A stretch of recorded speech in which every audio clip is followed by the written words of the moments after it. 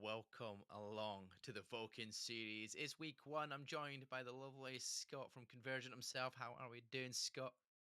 I'm doing well, man. I'm excited about this because, hey, there's one thing I do know, Mark, is a lot of people are saying there's not much happening between now and finals and champs over in Sapporo. Yet, Celestial Cup has come and delivered. Celestial Cup delivering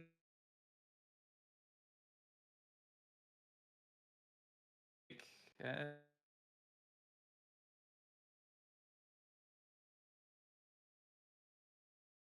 I think we may be missing a bit of your audio here and there as it's coming in, but yeah, it is a long wait. This is all the part of that I did here, Scott. It is a long wait till Sapporo yeah, for sure. I'm We're a little sorry, man. closer.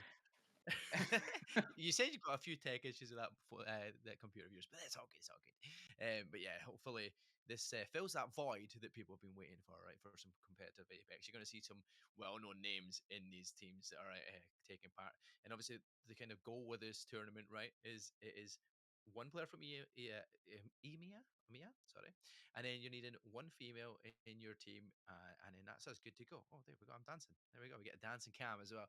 We're getting things spicy here. I could adjusted it on the little camera I bought myself if you wished. I could do a wee quick zoom to one side and maybe could see, but yeah. So we've got the same. We've got 6 matches. It's a seeding week, so what's going to happen is there's 2 lobbies going on at the same time, Scott. So we're going to have lobby one that we're casting over, and lobby two will be getting done as well. And lobby two's got some feisty names in there. There's a team that I definitely wouldn't want to be facing up against in that lobby two.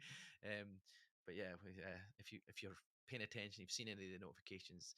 It's none other than Effect and Hackers. I mean, what two teams players you don't want to come up against in a lobby when you're going through a seeding week. But um, as for this week, we've actually got some good teams in here as well. We've got teams like Roadhouse, who have been fantastic. They've actually been second in regional finals or third in the Pro League. They're heading to Sapporo come January, so they're going to be looking to do a little bit of good practice here.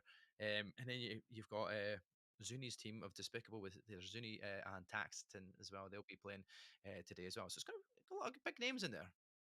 It's kind of stacked. I think you're right, and you know what? I think we're going to see some really like kind of thick fighting. We're going to see people getting aggressive because no better week to do it, right? It's a seeding week. You've got a lot of big names in the lobby. You may as well try and show your presence now because at the end of the day, people are competing for money. $300 up for grabs in December. You may as well just like throw your name in the hat, get yourself signed up, and then pit yourself against pros like this and just see how the game goes, to be fair. So yeah, we've got absolutely stacked lobbies, and a massive shout out to Yusaki, of course, and Celestial Cup for having us, Mark.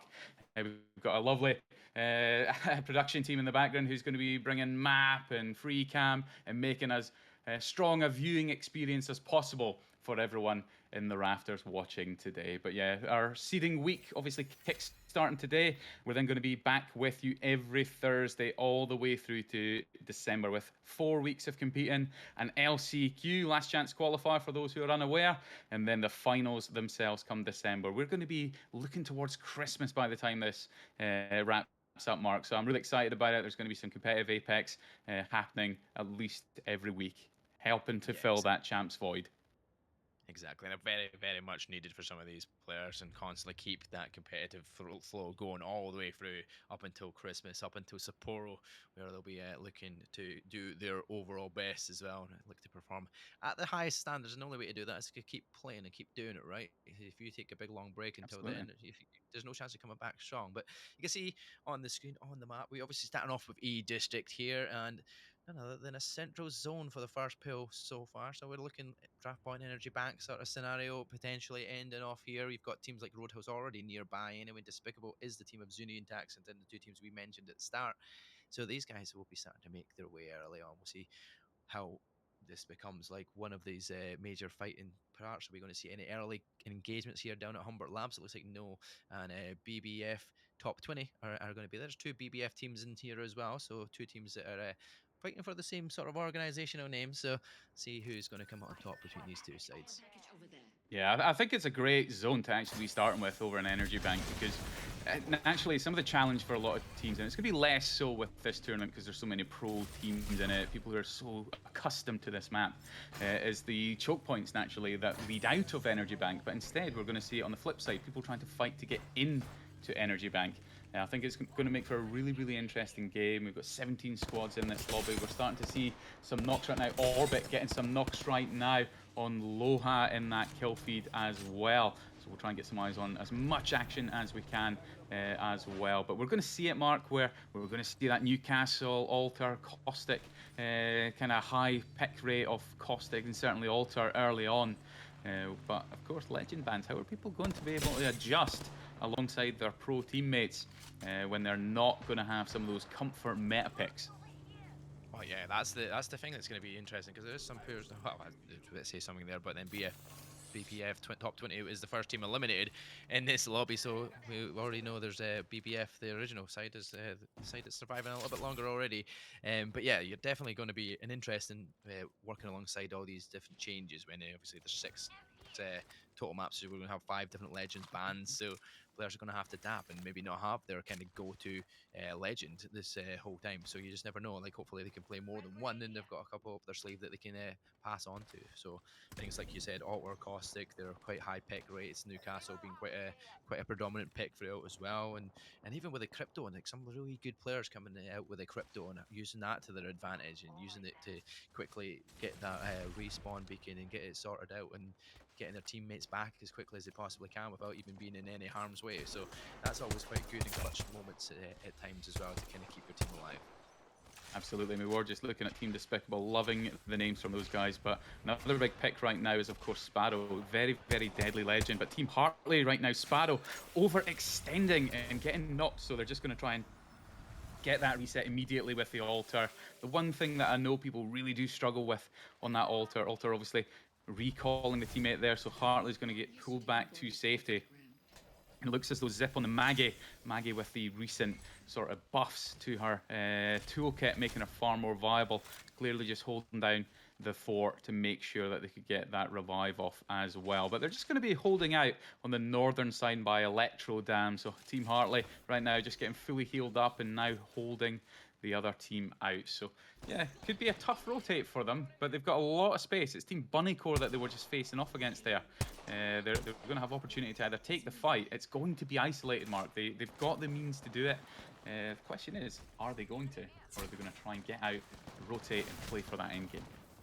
Yeah, this is exactly that. You need to try and think about end game as well. This is where the points all matter, right? You obviously want to get a few kills because KP points will add up and such as well. But yeah, getting to the end game, building up the points, and getting yourself in a position where you can actually go on and win the map, which gives you like a massive amount of points, right? Which is exactly what you need. The points for seeding week is a little bit lower than what it will be normal weeks, but nonetheless, it's just to kind of give you a position. Got a bit of backing going on, mate. Sorry to interject there, but Lady Pexy with the teabag. That's the first bit of toxicity that we've had in game, and it has to come from Pexy. Pexi, I love it. I love to see it. We all love a bit of competitive teabag and a little bit of mockery towards your enemies there. But Roadhouse coming up on top with that victory in that 3v3 teabagging and then just getting the zone information. So I think they're just having a whale of a time, to be honest, Mark. Yeah, they definitely are. 100%. A little bit of bloating, so to speak, after they're winning their fights. I mean, nothing goes wrong with that. That's the best thing. Shooting death boxes or just a wee bit of teabagging. I mean, you can't go wrong with that. It's a mental game, right? I mean, it's completely fair. Get into the head of the other team. They're going to be, oh, why are they teabagging? And then they'll be thinking about it. But I'm a washy right now going down. And of course, you weren't believing the translation of their team name, were you, Mark? What was that, sorry? I'm a washy were eliminated, and you weren't quite believing the translation. Yeah, I know. I felt I was a bit bemused by that. I don't know if that was a bit of a play on words, you know, like yeah, I'm a washy because it's like wash, you know. I just thought maybe that's a bit so convenient. It just seems almost unbelievable in a way for a Japanese name, but maybe it is. Japanese for disgusting or unclean for the viewer right there, and we've definitely seen some disgusting gameplay and some disgusting teabagging. But Cintrix right now in trouble, as it looks, Mark. But utilising the Wraith, and I've really liked the Wraith pick, certainly since the Ashe nerf, as it may be. I've felt Wraith has made a nice return back into the competitive choice, but Kyrie right there with a really, really nice beam, and BBF are also down. It's only round 2 and 12 squads remain, Mark. So as we were saying, we're expecting it to be quite thick and fast in those early games while people just try and suss out their opponents whilst also trying to get an early start with some of the points. But Pexi is down, so Blast and Aku just going to try and do some damage and bring them back as well. But lovely little mop up there on Excuse and Deodora right now as well. So it looks as though they'll get Pexi back quite safely and be able to re-engage back in Energy Bank.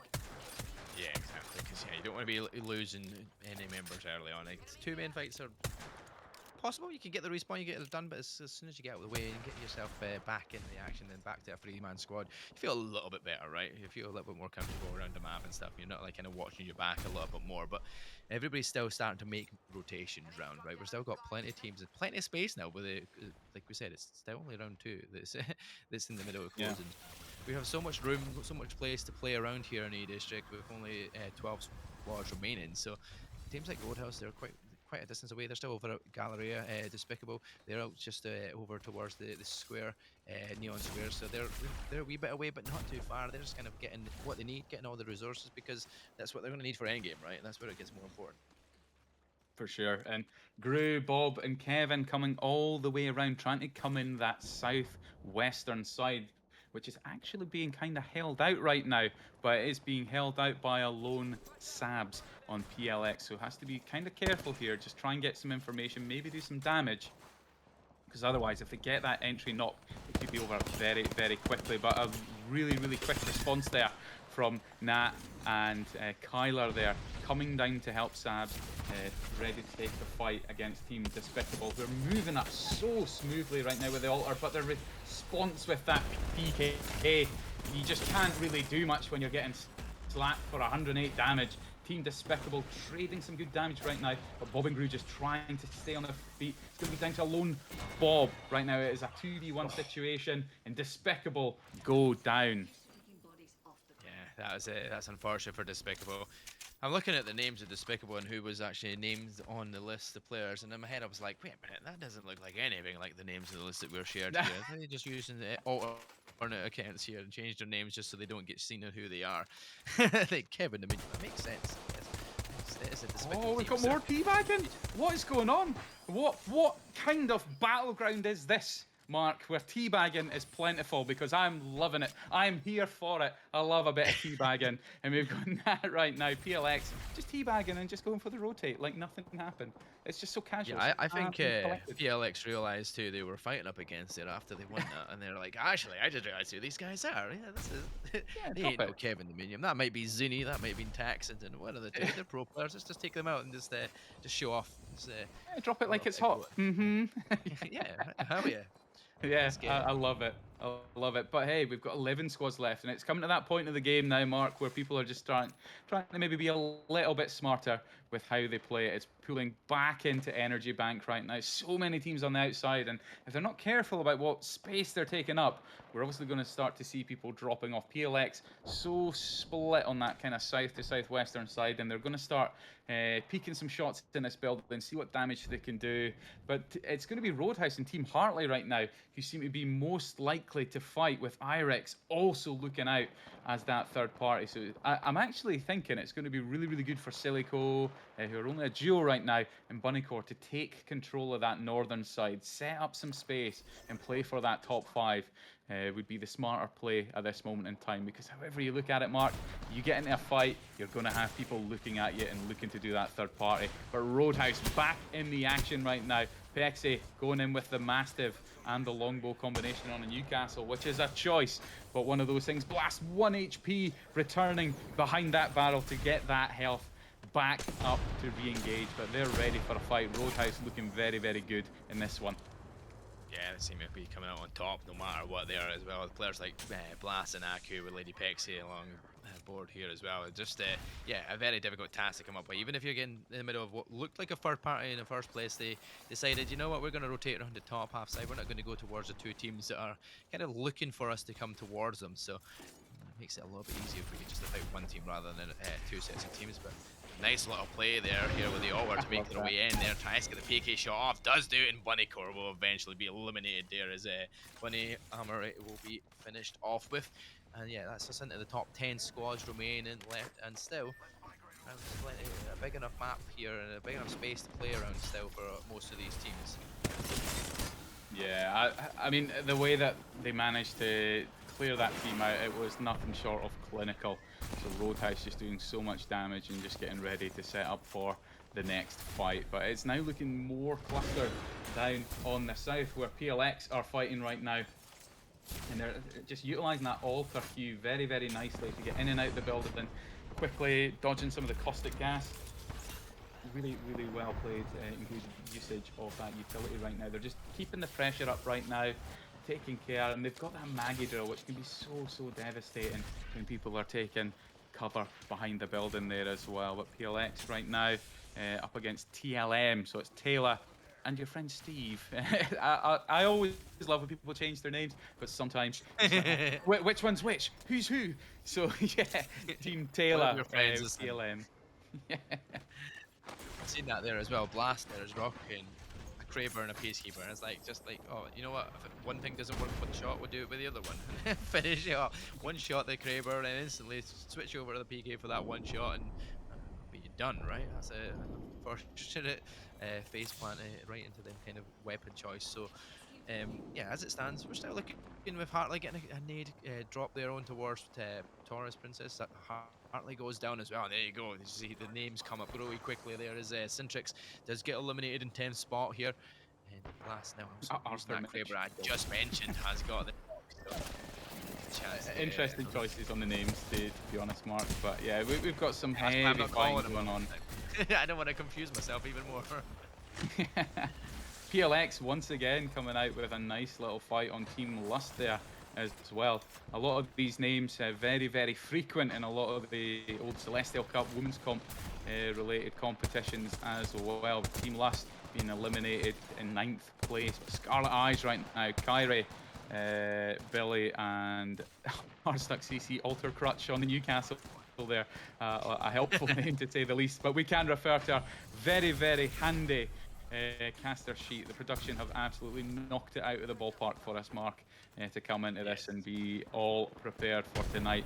But Scarlet Eyes just tossing those grenades right now, just trying to put the pressure on the team who has to rotate the longest. But to be honest, I think they should start moving more to the north. They want to try and cut off any opportunity of the rotate. Kyrie just maybe overextending a little bit, but had the comfort of that altar queue and the nexus to return back to the team. But they're making the decision to rotate now while they still have time to try and find some good space, because it's not going to be easy to try and find a fight in there. But Team Hartley right now also just laying on the pressure with that altar Q, scanning that room.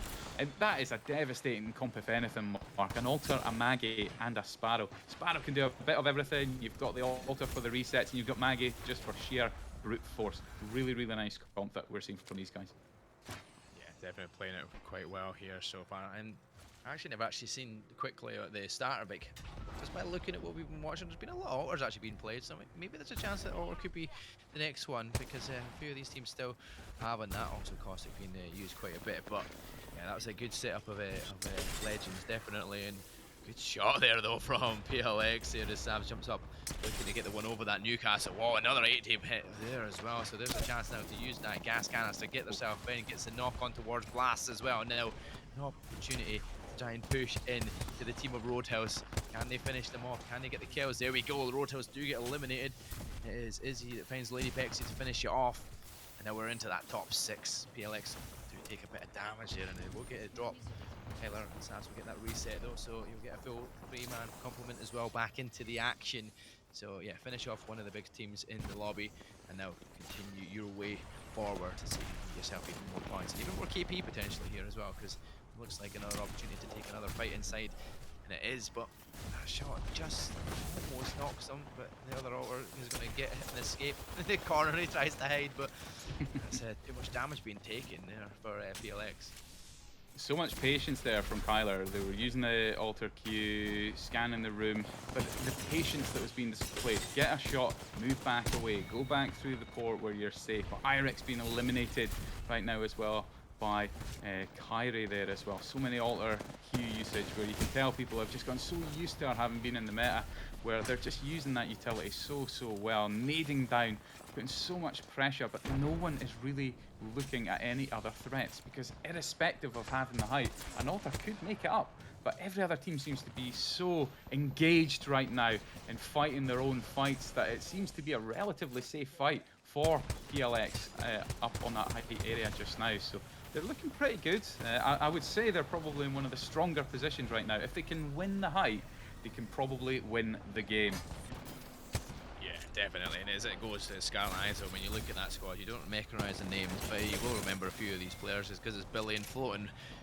Floating obviously just qualified as well in the last chance qualifier as well, so for Men of Culture. So they're going to Japan, so they're on dogs as well. So I mean, Billy's a great player as well. So yeah, a good team to be up in the top height with the opportunity to kind of go on and win this game here. Top 4 squads remain. Silico still survival in that 2-man as well. So Izzy and Narumu looking to try and get their way forward and see if they can advance further in this. But Skylight had to be mentioned. It was almost like cast a curse instantaneously. They're already taken out.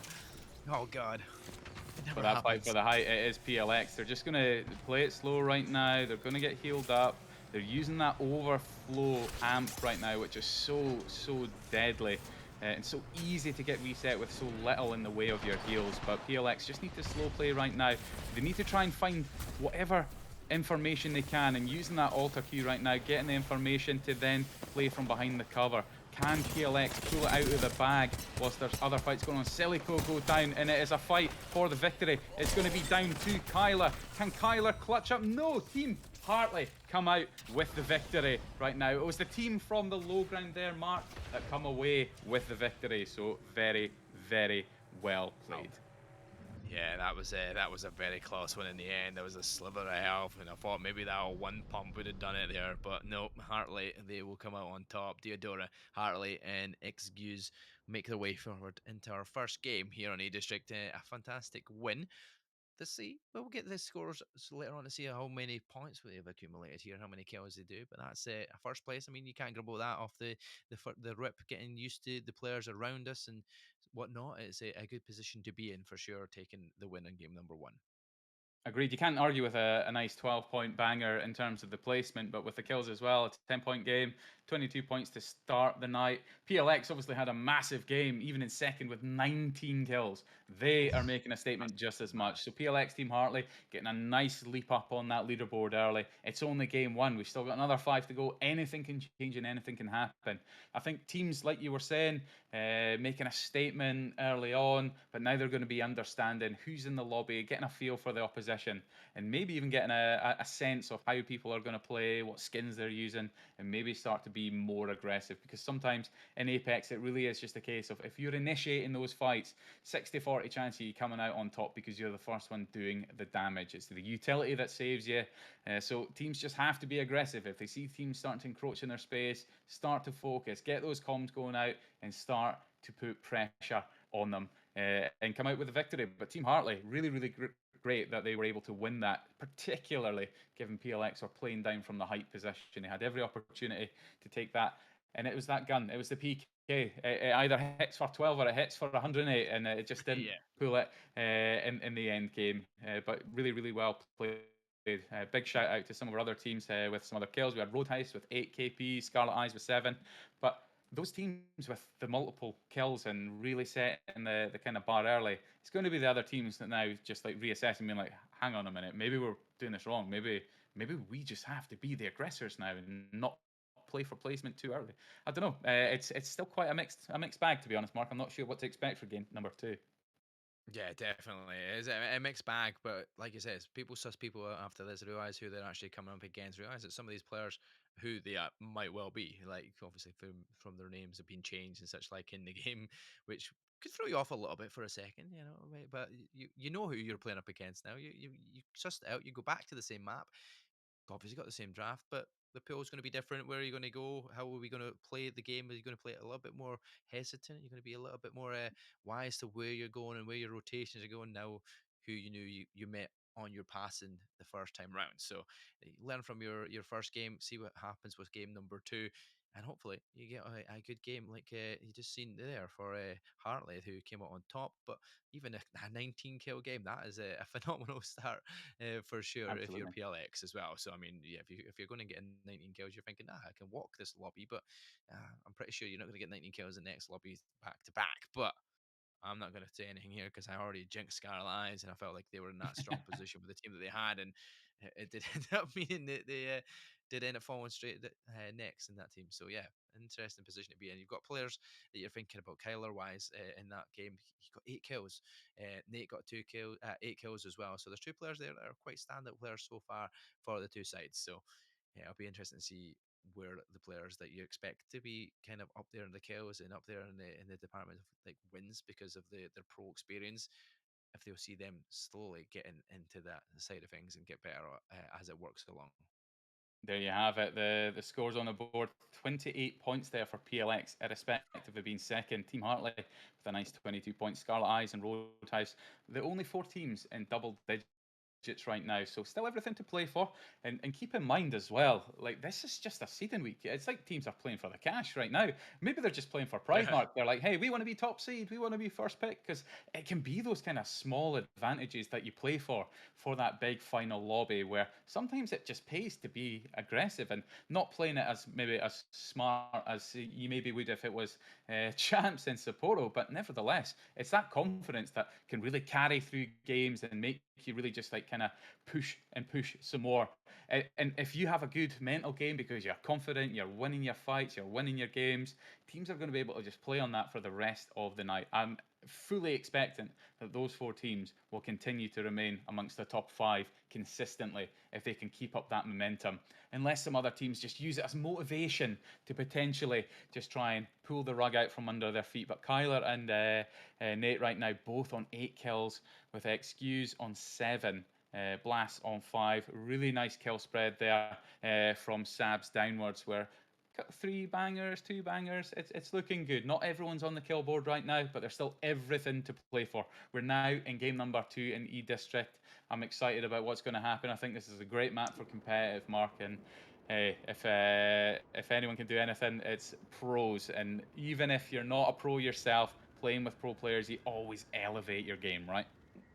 Yeah, 100%, right? You're always going to get better. You're learning from them. You're getting call outs. You're hearing what they communicate to each other in a game, and kind of learn from that, right? You can then react to what's being said, and you'll get better knowledge. The more knowledge you get from the game, from the pros, the more you're going to be able to figure out where you should be looking, what you should be doing when you go around these corners, where you're going to be expecting to get an altercation.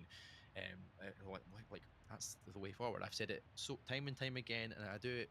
I play rugby, and when I go to rugby training, the one thing I say is from my experience is if you go into training and into any games or into practice or whatever like that, the same way you would go into a full game, then that's the same mental that you have to have. Because if you don't, the way you train is how you're going to play it in that game, right? So if you don't train at full potential and your fullest, you're not going to play at your fullest, right? So that's what you're Totally doing here. agree. This is seeding week. Play the best you possibly can. Show it all off completely, and you just get better. You'll get better. You'll play your game.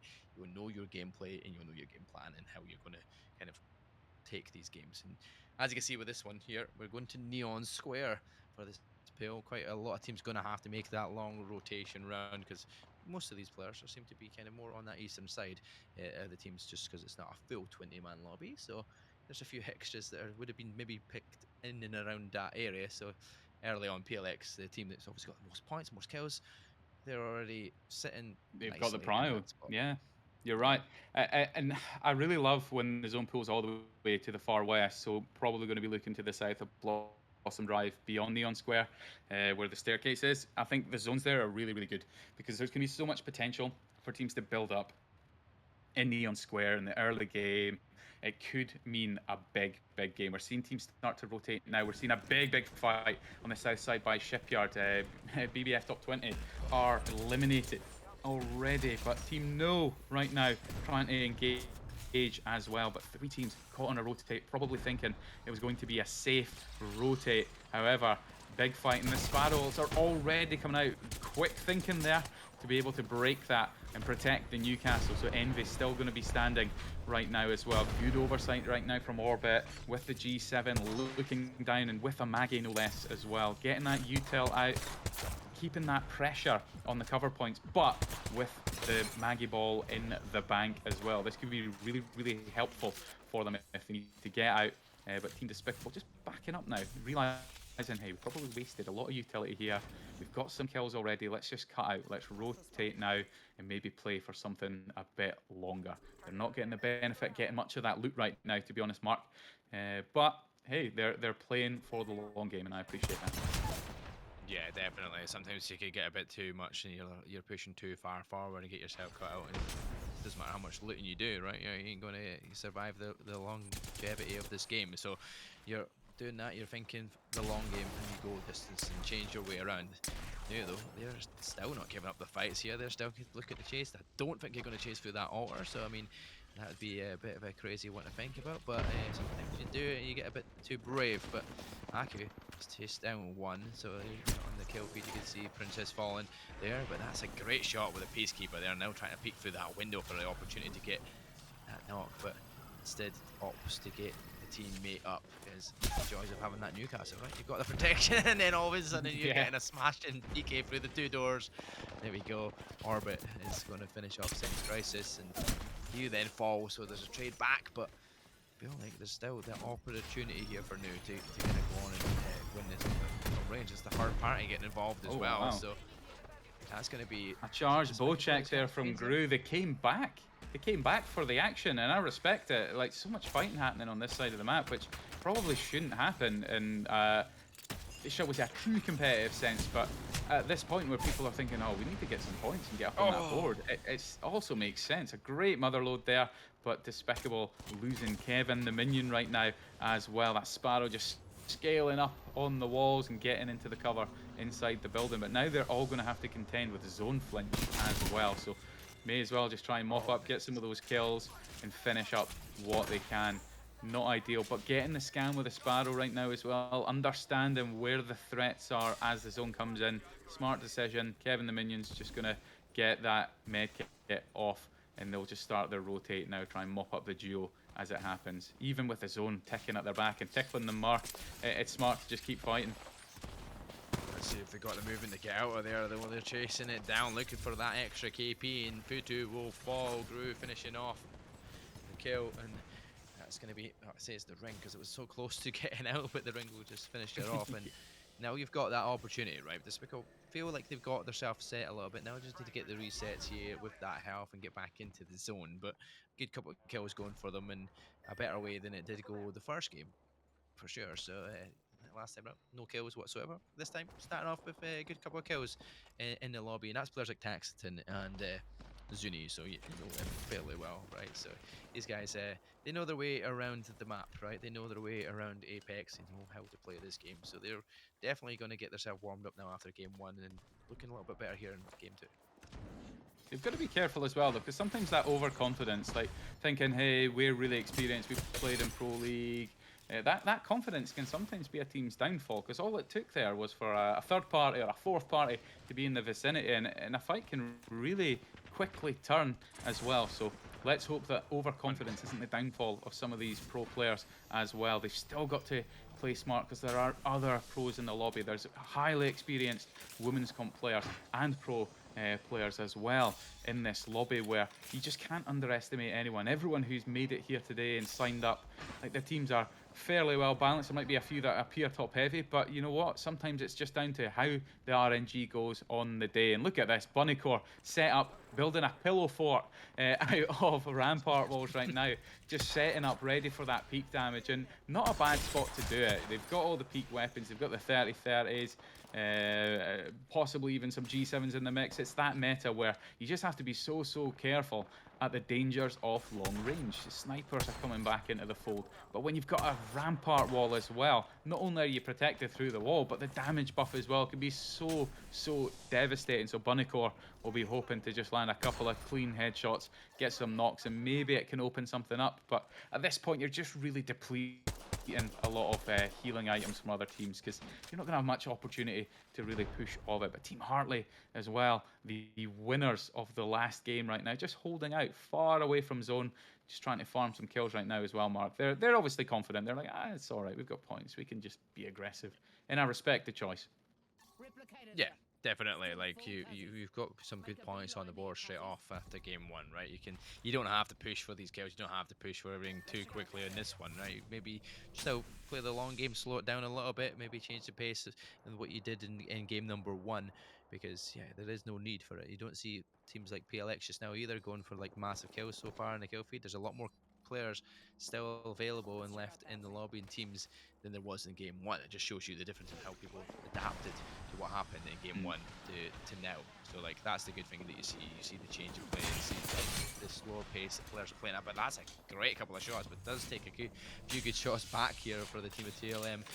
Taylor though got plenty of room to get back, and you use that utility here to get them back to full health again. But yeah, with shots like that coming off on both sides, you don't know. That's like it's like one extra bit of damage more, and that was either one of these two players were knocked. So you don't push it unless you've got the opportunity to kind of get in there quickly, because they're quite a distance away. So you would have probably adapted or got onto that unless you decided, are we brave enough to go for that push? Would you have done it if you've got that knock? Do you go for that kill? Do you go for the rest of the team in that situation when there's other teams around you? It's a tough one. It's so risky, like especially with like legends like Caustic and Newcastle still in the mix. The reset potential is just so great with Newcastle, and then teams locking down with the Caustic. It would be a case where if Alter were still in the game, you'd probably be safe to consider some kind of push on maybe a Sparrow to help clear out some of those barrels and tick away that damage. So I think at this point it is just like you say, it's teams just getting aggressive and playing off that knowledge of how the first game went. We've got 15 squads left. Round 2 is just closing. This is far more akin to what we expected as a competitive lobby right now. But Despicable are also going to get the mythic bin. The slow rotate and the way that they've played has just set them up nicely to get that mythic bin. A couple of gold bow checks and a 30-30. Hey, if it's not a marksman, I don't know what is, right? When all that gold right there is suggesting play the long range game. And given a bow check, I'd be giving a bow check to a fuse, have him stack all those nades, but instead he's got 7 thermites in the back pocket. 7 thermites. Get the nades, get the bow check, and start bleeding those teams with those explosive arrows. Very dangerous. But that kill feed's starting to light up a little bit right now as well. Kyla getting a nice knock with the G7 as well, getting those kills. 14 squads remain, but this is the point. It's the clutch point now. The teams who haven't been able to get up to that purple evo right now, this is when teams with purple evo might start to get a little bit confident and, hey, we can take this fight. People aren't going to push that. They're going to be getting crossfired from other teams, and this is where the comms and the clever use of isolated fighting starts to come into play, if you can isolate a fight. really excited to see how this game starts to unfold. Yeah, exactly that. We will see how these teams take it. Once again, losing Bob the Minion, a few shots for that bow check again though, but good opportunity to try and get that kill there. Finish it off with the R99 up close and personal. That gun can absolutely rip you to shreds.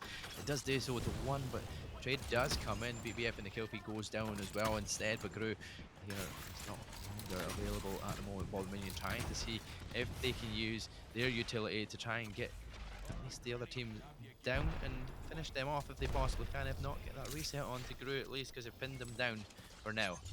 Opportunity to try and get kills.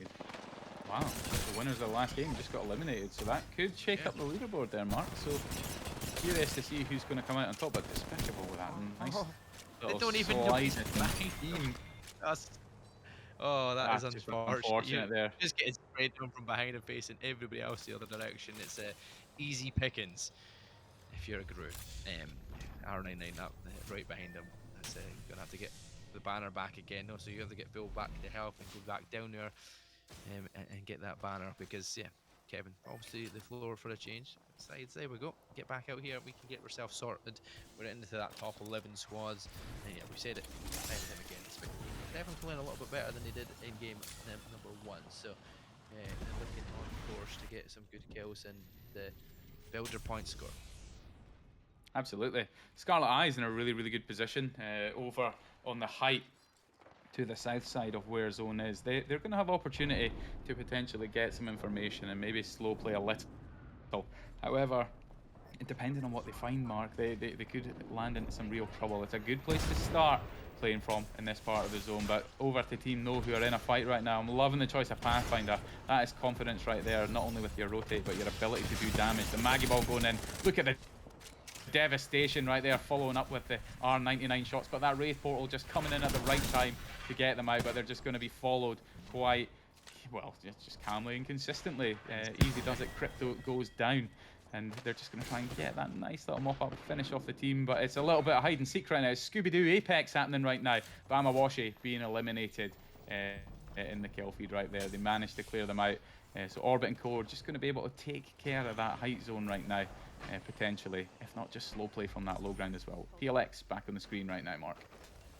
Yeah, as at the same time as well, IREX falls eliminated straight afterwards as well. So we're into the top 9 squads remaining left. PLX, like I said, the top braggers of that last game, right? They're still surviving. They're still in a good point scoring position now to start building up towards this end game. Are they going to go on back to back in like great positions? Because so far they've been looking like one of the top teams. It definitely is the top team just now. But I mean, wasn't really kind of expecting the names that I've not really seen these players myself personally. But it could just show you just the level of quality that we have across this lobby for sure. It definitely makes it an interesting watch. Long-range weapons at distance here. The G7 trying to look for opportunities. You can get call-outs you can hear as well from the players probably around a bit. Because there we go. There's one of the drop down and instantly fell to their death there as soon as they falls down. And 2 players and teams will start falling as Scarlet Eyes gets eliminated as well. So now we're in the top 7. That's 2 quick teams falling after trying to make their way back in from that zone, pulling in from behind them. But as it stands, top 7, Silico is still evolved. There's few teams still we've yet to see really much on the screen. Silico's been one of them, but you know they're surviving. That's the main thing.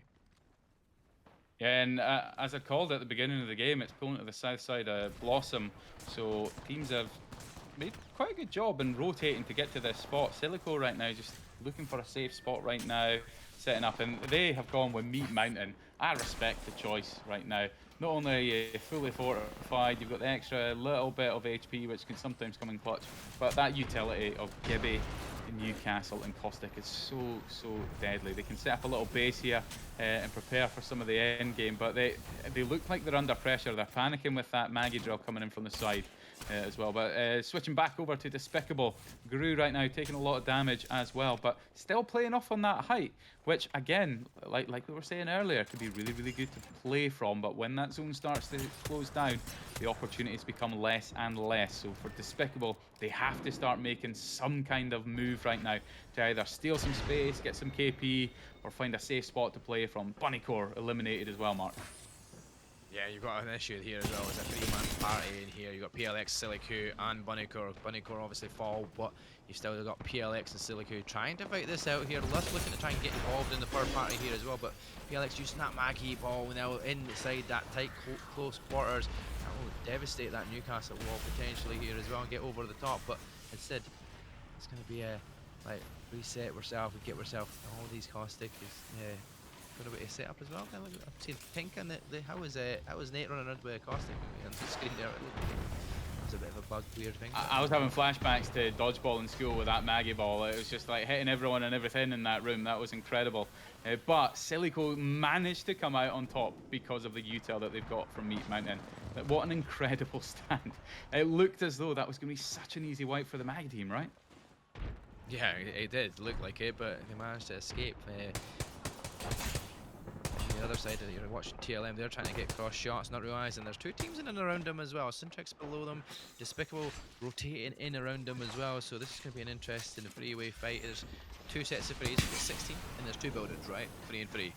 It's going to be a battle to get superiority over your building, and then you fight for that middle ground in between the two buildings. It's going to be a great ending for sure between these 6 sides, and who's going to come on top. This is what have been looking hot so far. I feel like they've got themselves into a good rhythm, but can they go on and finish the team below them, which is what they're looking to build upon. Try to give themselves opportunities. Taylor Swift lover does fall to Bob the minion. This is just the greatest things to call out for casting. I can't lie. It's sometimes so surreal being a caster, right? You just say things that, oh, that wasn't on my bingo card for a sentence today. So yeah, but great position that Despicable find themselves in, having taken the height of that build, and that's the opportunity they were trying to create for. But Sky needs a plenty right now, just trying to torture PLX right now. And Nate just losing so much HP, then being ticked by a Maggie drill. But they've got so much space, they've got so many floors, they've got the roof, they're going to get fully reset. Silico doesn't seem to be interested in engaging with them right now. Someone's just got to keep watching the stairs because they could be in for a real surprise. Just like that. And there you have it. It's only Izzy right now taking so much damage from above with that R9 spray coming down from above. But seeing more action in the kill feeder now, just taking care of Taylor. And we're seeing more Maggie balls come in. Sparrow ults are plenty as well. That Stinger bolt is so devastating. If anyone needed a nerf marker, it wasn't even Ash, it's probably Sparrow. But as is the custom with new legends, they just have such a high impact when they first join the game, and Sparrow has just been that.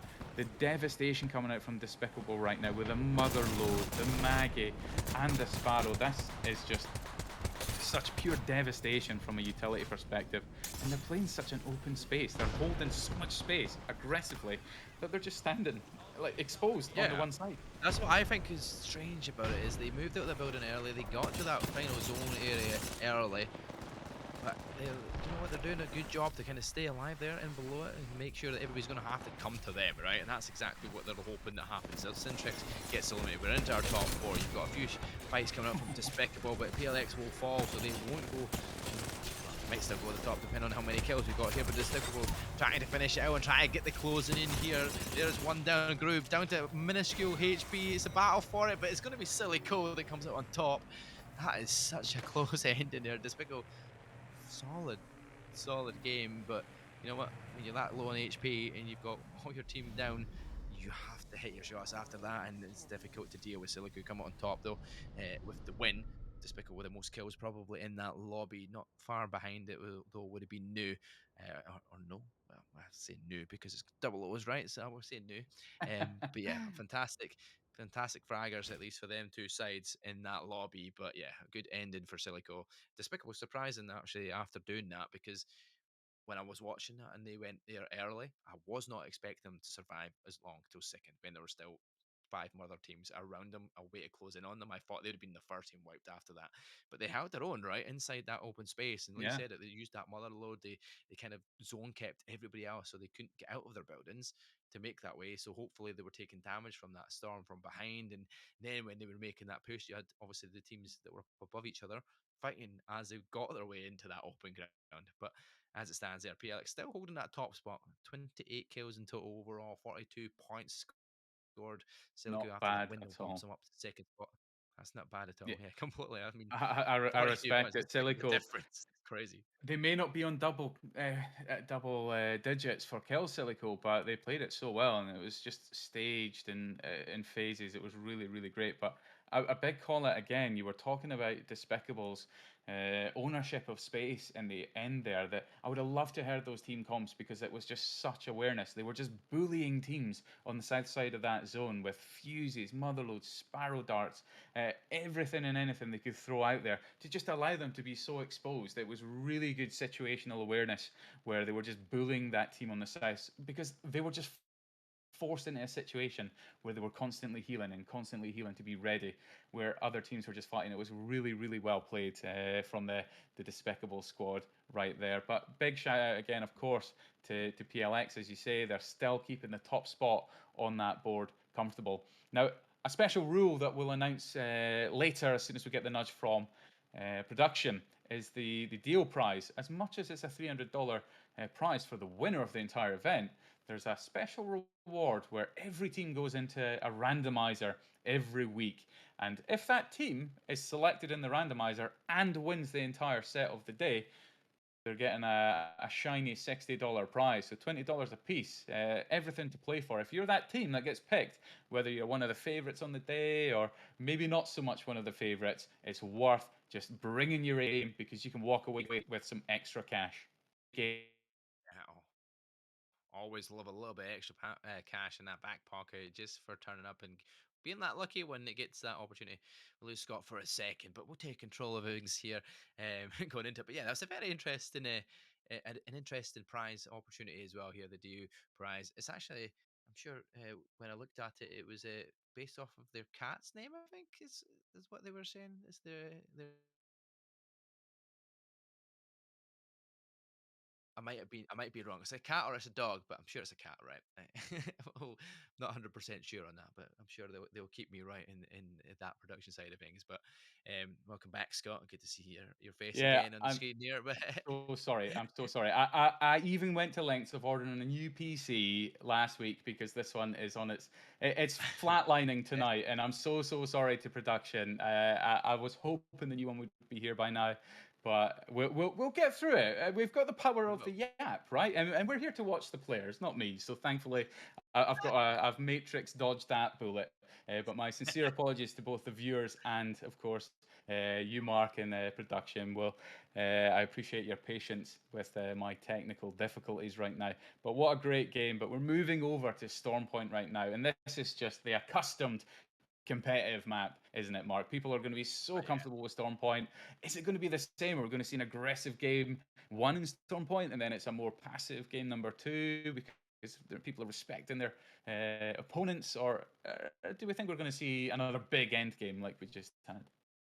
I'm thinking now that we've seen these two games, right? There's a big difference between round one, right, to round two, and you see how there's more and more players and more teams still available as the rings got smaller and smaller, and it got even at the end you had six in that like almost that last pool, right? I think we're going to start getting to that on a more accustomed level now. I think we're going to have more of the teams kind of fighting out till the end and holding to try and see if they can get the points and the placements because yeah, they're needing some points, right? There's some teams there that are still yet to kind of get something on that leaderboard, right? And they'll need to be thinking, right, if we're not finding them in kills, we need to try and keep ourselves alive, try and get to that end game, try and build into that points there. Obviously, we need to get kills along the way potentially to try and get into that end game, but that will come with as long as you're getting the rotation sorted. But Stormpoint is one of these ones where there is plenty of opportunities. I feel like, right? It's a very good map for competitive. I feel like it's one of the better ones as well. Just like you said, E-District's one of the great ones because of the opportunities that it comes with.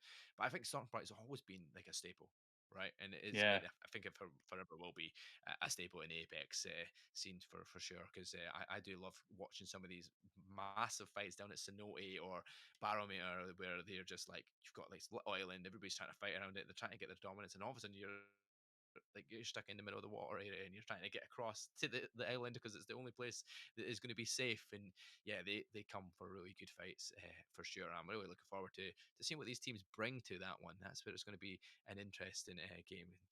As we pull up the leaderboard here for the Kills, Nate and Tyler, they're just looking absolutely perfect. Double figures so far. That team is just absolutely gunning their way through the lobby so far. And if they keep that going, their points will just keep accumulating that team is leading up at top at PLX there. So yeah, they've had to Kyler's had to use two different legends, but I mean they still stuck with that Maggie, I still love staying it. alive with it. Seeing a Maggie up top, and it's been what, since season 11 or 12 since Maggie joined the game, and now seeing her start to appear in competitive because of the generous buffs, it's so nice. I've always envisioned seeing those Maggie balls being thrown around, wrecking ball, throwing people into the zone and stuff like that. But seeing it in action at such a high level of play these days right now is so nice, and I'm loving some of the changes to the meta and adjustments that come along the way. So fair play. 13 kills with a Maggie, which some could argue is off meta. Maybe a conversation to enter the meta. So yeah, much respect. 13 kills on a Maggie. That's just pure confidence and aggressive play with 6.6 k damage. That is just incredible. And you see it again. Number 2, Gru, also a Maggie. We've got 3 Maggies. 4, sorry. 4 in the top 20 for damage, which is just incredible. And it just goes to show that the Assault Legend class is really just coming into its own with a lot of the changes that we've seen in recent seasons with Apex. So can Maggie stay up to the top though? And big shout out to Sabs, because being in 4th place with a controller legend, it's pretty good going. Like you're meant to be the one Yeah, holding down space and creating space for your team. And we've seen it with Sabs. She's been holding down a lot of those choke points in E District as well. But to be up there with a controller legend and damage is a real testament. Same with Billy in number 6, 3k damage on a control legend with Newcastle. Not really traditional fragger legends, but we're seeing people just so confident in who they're playing and how they're playing that they're making a huge statement on the damage leaderboard. yeah, definitely. Well, speaking of these controller legends, Caustic, sadly for Sabs, won't be getting any more damage on that kill feed because they are now our next ban going into game 3. We're heading into Storm Point, ladies and gentlemen. It is going to be a fantastic matchup here between these sides. It's all like the top of the leaderboard, top 5's been switching. PLX have stayed strong game 1 and game 2. So lobby 1 just got some information there as well as it stands, right? The one that won that randomizer is Team New, or No, whatever you want to call it as, I'm sure. But they are Okay. your randomizer chance. So if they go on to win today in this lobby, the next 4 matches they'll need to try and get a few more points because they're sitting in 5th at the moment, so they're not far off. So I mean, good start to know that you've got the chance to win that 60 and see if you can get yourself. Talk That'll about give them a bit incentive, of right? encouragement. Yeah, exactly. Top 5, a chance to win some extra cash, and big shout out to the generosity of the Apex community for not only bringing together this event but also putting their hard-earned cash towards it. Certainly never been shy on doing the same myself in the past. So yeah, big shout out to everyone who's donated for this incredible event, and a big shout out again to a lot of the production efforts of Yusaki and team, because it is just incredible to look at, seeing all the damage leaderboards, the maps, the lovely transitions that we've got, massive. But it looks as though we're going to see some fighting breaking out either in Jurassic or indeed over at Lightning Rod. Team Hartley and Scarlet Eyes right now facing off for supremacy in the northeastern side of the map. Yeah, these are 2 big teams that have been performing really well so far. Team Hartley sitting in 3rd, Scarlet Eyes in 6th so far after 2 games. None of them teams want to be going down first, and that is definitely not looking good when you lose 1 player already. The rest, are you going to try and get out of there? Are you going to try and fight this off? But Team Hartley, they're not giving up that ghost. They're looking to chase you down. They're looking for that full wipe and getting that free KP early on. That's a great crack as well. 50A, that's going to be right. Bill, send it. Let's look for it. Turns around, Peacekeeper from the zip line as well, and there you go. Make sure that guy is downed and done. Absolutely clinical, and they've got the bonus of having the lifeline as well. Team Hartley using lifeline, Pathfinder, Maggie. This is a comp that is designed to do damage, fight fast, and take care of teams, and have that ability to either get out of dodge if you're fragging on the path, or indeed resetting with that lifeline. But PLX now in trouble. They've lost Kyler as well. It's a 2-person situation right now. Also down, it's going to be down to a lone Sabs on Watson. Not looking good for who's on top of the board right now. Can Sabs get out of dodge, or Is she going to be hunted down? The Sparrow in hot pursuit right now. A lovely Skynade to try and slow the push on her right now, but this could not be good for PLX right now. The confidence of the other team right now to be throwing out the util, but being on Watson is such a good legend if you're being chased, because the opportunity to chase through those fences just makes it harder and harder. So fair play to Sabs getting out. Can she get the reset and get our team back in contention to fight for another top spot?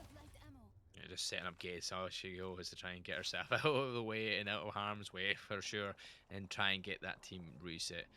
I've got one banner. You don't have the Nate banner, but surely if you get a replicator, there's a chance to get that banner anyway. So we'll see if they do so. But there's a lot of kills going down in that kill feed. And speaking of which, Silico, the winners of the last round, they're eliminated. And that is them out of this game straight away. Despicable finishing them off. And yeah, it's despicable. They're sitting in fourth. And just like I said, we're starting to see like the big names fighting against each other at the top of this leaderboard, looking for that early KP and give themselves that boost of points that they need. Because you take out the team that's above you, you're going to slowly start building upon them, even trying to leapfrog them as well, which is always a good thing, especially when you're into the kind of middle stage of this seeding week. So.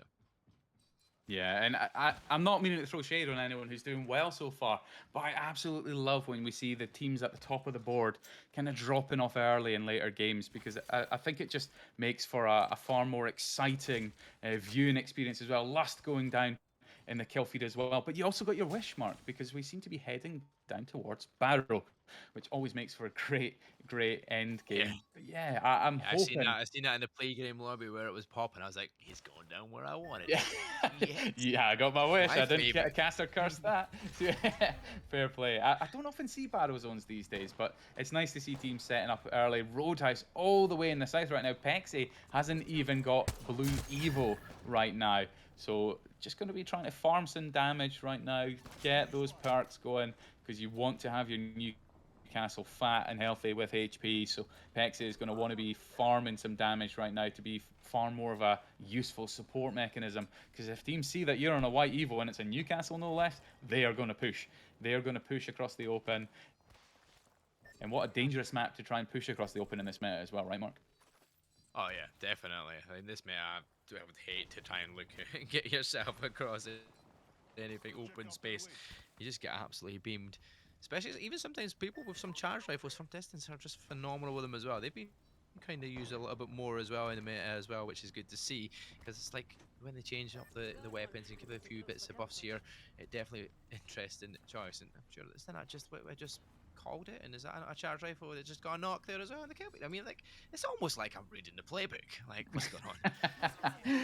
It's such an annoying weapon to go up against, though, isn't it? Ever since they've Definitely is. incorporated those amps into the guns as well, where you can get your skull piercers or your select fire receivers, it's worth it to use those weapons rather than rely on the RNG as well.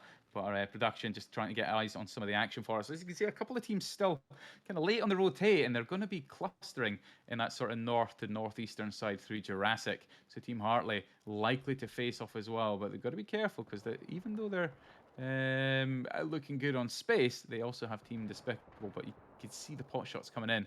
Team Hartley are fully aware of who is encroaching on them right now. So Despicable walking up right now on Team Hartley. Amawashi, Team Disgusted Japanese, being eliminated in the kill feed as well. But 12 squads remain. We're seeing some overconfidence. Some nice shots with a G7 there from Gru Diodora right now going down. But so does the Lifeline ult as well, just to try and get that reset. But they're just sending it right now. That Maggie Ball, the buff since getting that fortified and speed boost combination now with that sort of speed pad. It's so devastating with Maggie. And here comes the hunt. It's like fox hunting right now, isn't it? So that's unfortunate. Unlucky. That would have You been got it. some sort of carnival gun there. Yeah, it's like boom. Oh, yeah, Yeah. just bent the barrel a little bit there, and we're not going to make sure these shots connect. But they'll get 36 tag. But I'm just going to give another wee thing. Lobby 2 obviously is currently going on at the same time, right? And their DU prize randomizer went to Katana, right? The Katana squad.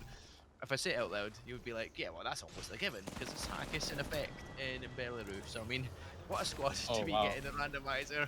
They are sitting in first so far. They're lovely though so far. So they're not at the top. Okay. Scudens at the top just now. So that's got to be kind of Zach and Exodia who are up top. Just now. So Dan's got a bit of work to do, but could get £60 for an easy randomizer when you're a team like pretty much the Alliance squad. You know what I mean? You've almost got the full. They've got a chance, but Deal's wallet right now is just praying for their downfall, right? So it could save himself a nice $120 tonight, but it could be a case where there's a nice expense right now. But Roadhouse, Pexi managed to get our Blue Evil, but now being encroached upon. Walking across the open space with that Newcastle shield right now, and they're just clustering on the inside on the stairs. Nice hit with a PK from Aku right now. Just gonna play it slow, heal. They'll be trading off some small heals right now.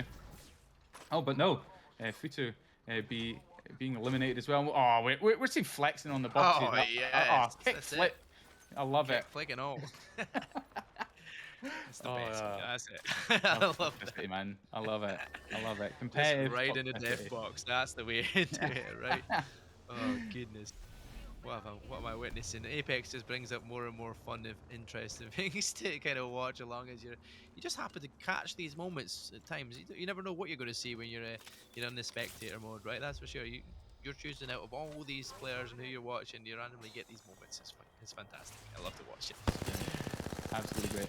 But yeah, we're seeing TLM right now trying to prevent any sort of mythic bin being stolen. It's only really going to be taken by a Newcastle team, if I'm being honest.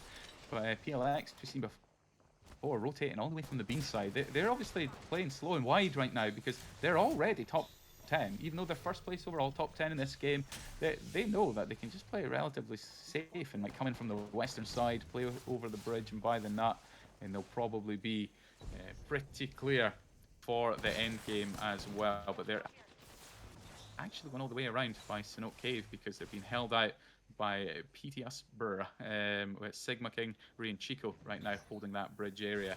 So teams are very nicely spread out right now, Mark, where I'm not expecting we'll see very many fights right now. More just pot shotting and just depletion of those healing resources. Yeah, exactly. I'll send you a wee quick message there, Scott. Just so you can have a nosy, just in case you can share your map feed, because I think we've lost our map feed elsewhere. Because I'm like, oh, where's that rotation? I can't actually see it. Yeah. Like looking at it, but there we go. I realised our observer for that has disconnected. Maybe had some issues in the background, but at that point in time, we'll be able to. We will get that back for the viewers as soon as we can. Of course, get you some map rotation information as well. But Vermilion on Team Irix right now being eliminated by Gru. A little misfire there with the Sparrow ultimate, the Stinger Dart, or Stinger Bolt rather. Not really landing as maybe intended, but Despicable right now just sending it with that Maggie Ball. The full confidence right now. Maggie, Bang, and Sparrow. This is nasty. Cuts down Dixon, and then there you go, kill leader going the way of Gru. I'm starting to guess that maybe this one is Zuni, right? If it's Gru, right? That's my logic. That's what I'm thinking. I'm gonna say it's Zuni. I don't know for sure. I'm not 100% sure. Has the confidence of Zuni for sure. He does have very much that confidence. I'm going to say it's him, but we can't guarantee that. That's the joys of them changing their names in the game, right? It makes it more difficult. But as we say it, Gru and Kevin, I mean, you do both go down, so Bob has to get the revive here on Gru, and now have to go and try and get their Maggie up as well. Oh no, their Bangalore up, sorry. Maggie. Yeah, they're going to get full reset and practically for free as well because teams are so spread out. 9 squads left right now. And we've got PLX in trouble right now on your screen. Sab's getting that pylon down just to try and cull the amount of nades that could be coming in, but PLX being eliminated. Really nicely done as well. Like they've just got caught too far with the zone at their back as well. But we're going to see Sigma King, Chico and Bree just try to walk in right now.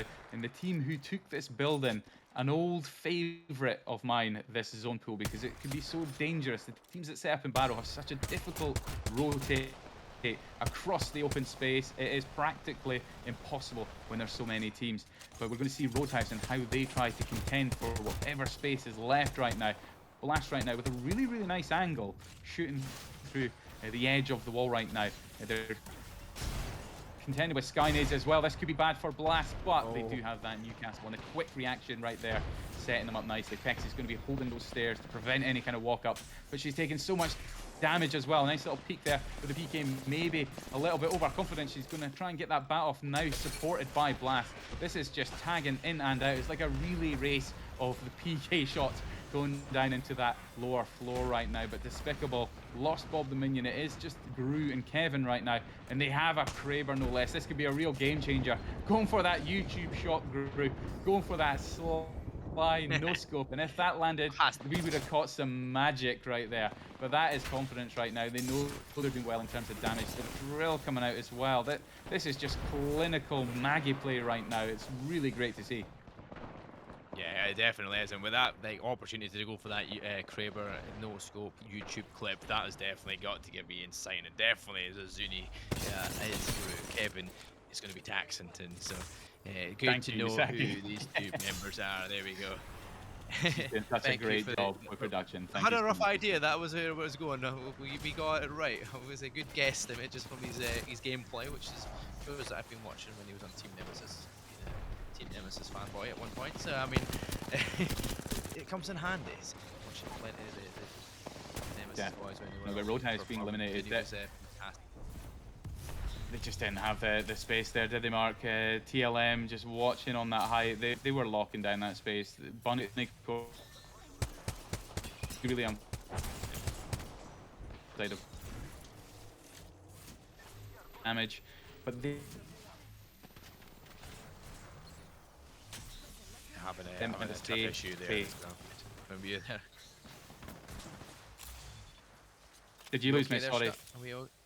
We're losing you a little bit here, Nurse, but it's all right. Syntrix is having to keep herself occupied here while we're in the middle of the island. You've got TLM still dealing with Despicable. You've got PTU, SBR, and Nu, who've been in that building for quite some time, inside of which are in a great position to watch over everybody else making their way into the middle of that zone, which is still going to be right up in the open. But in that meantime, Despicable will get shot down, and it's going to be Gru that finally falls to Steve's friend.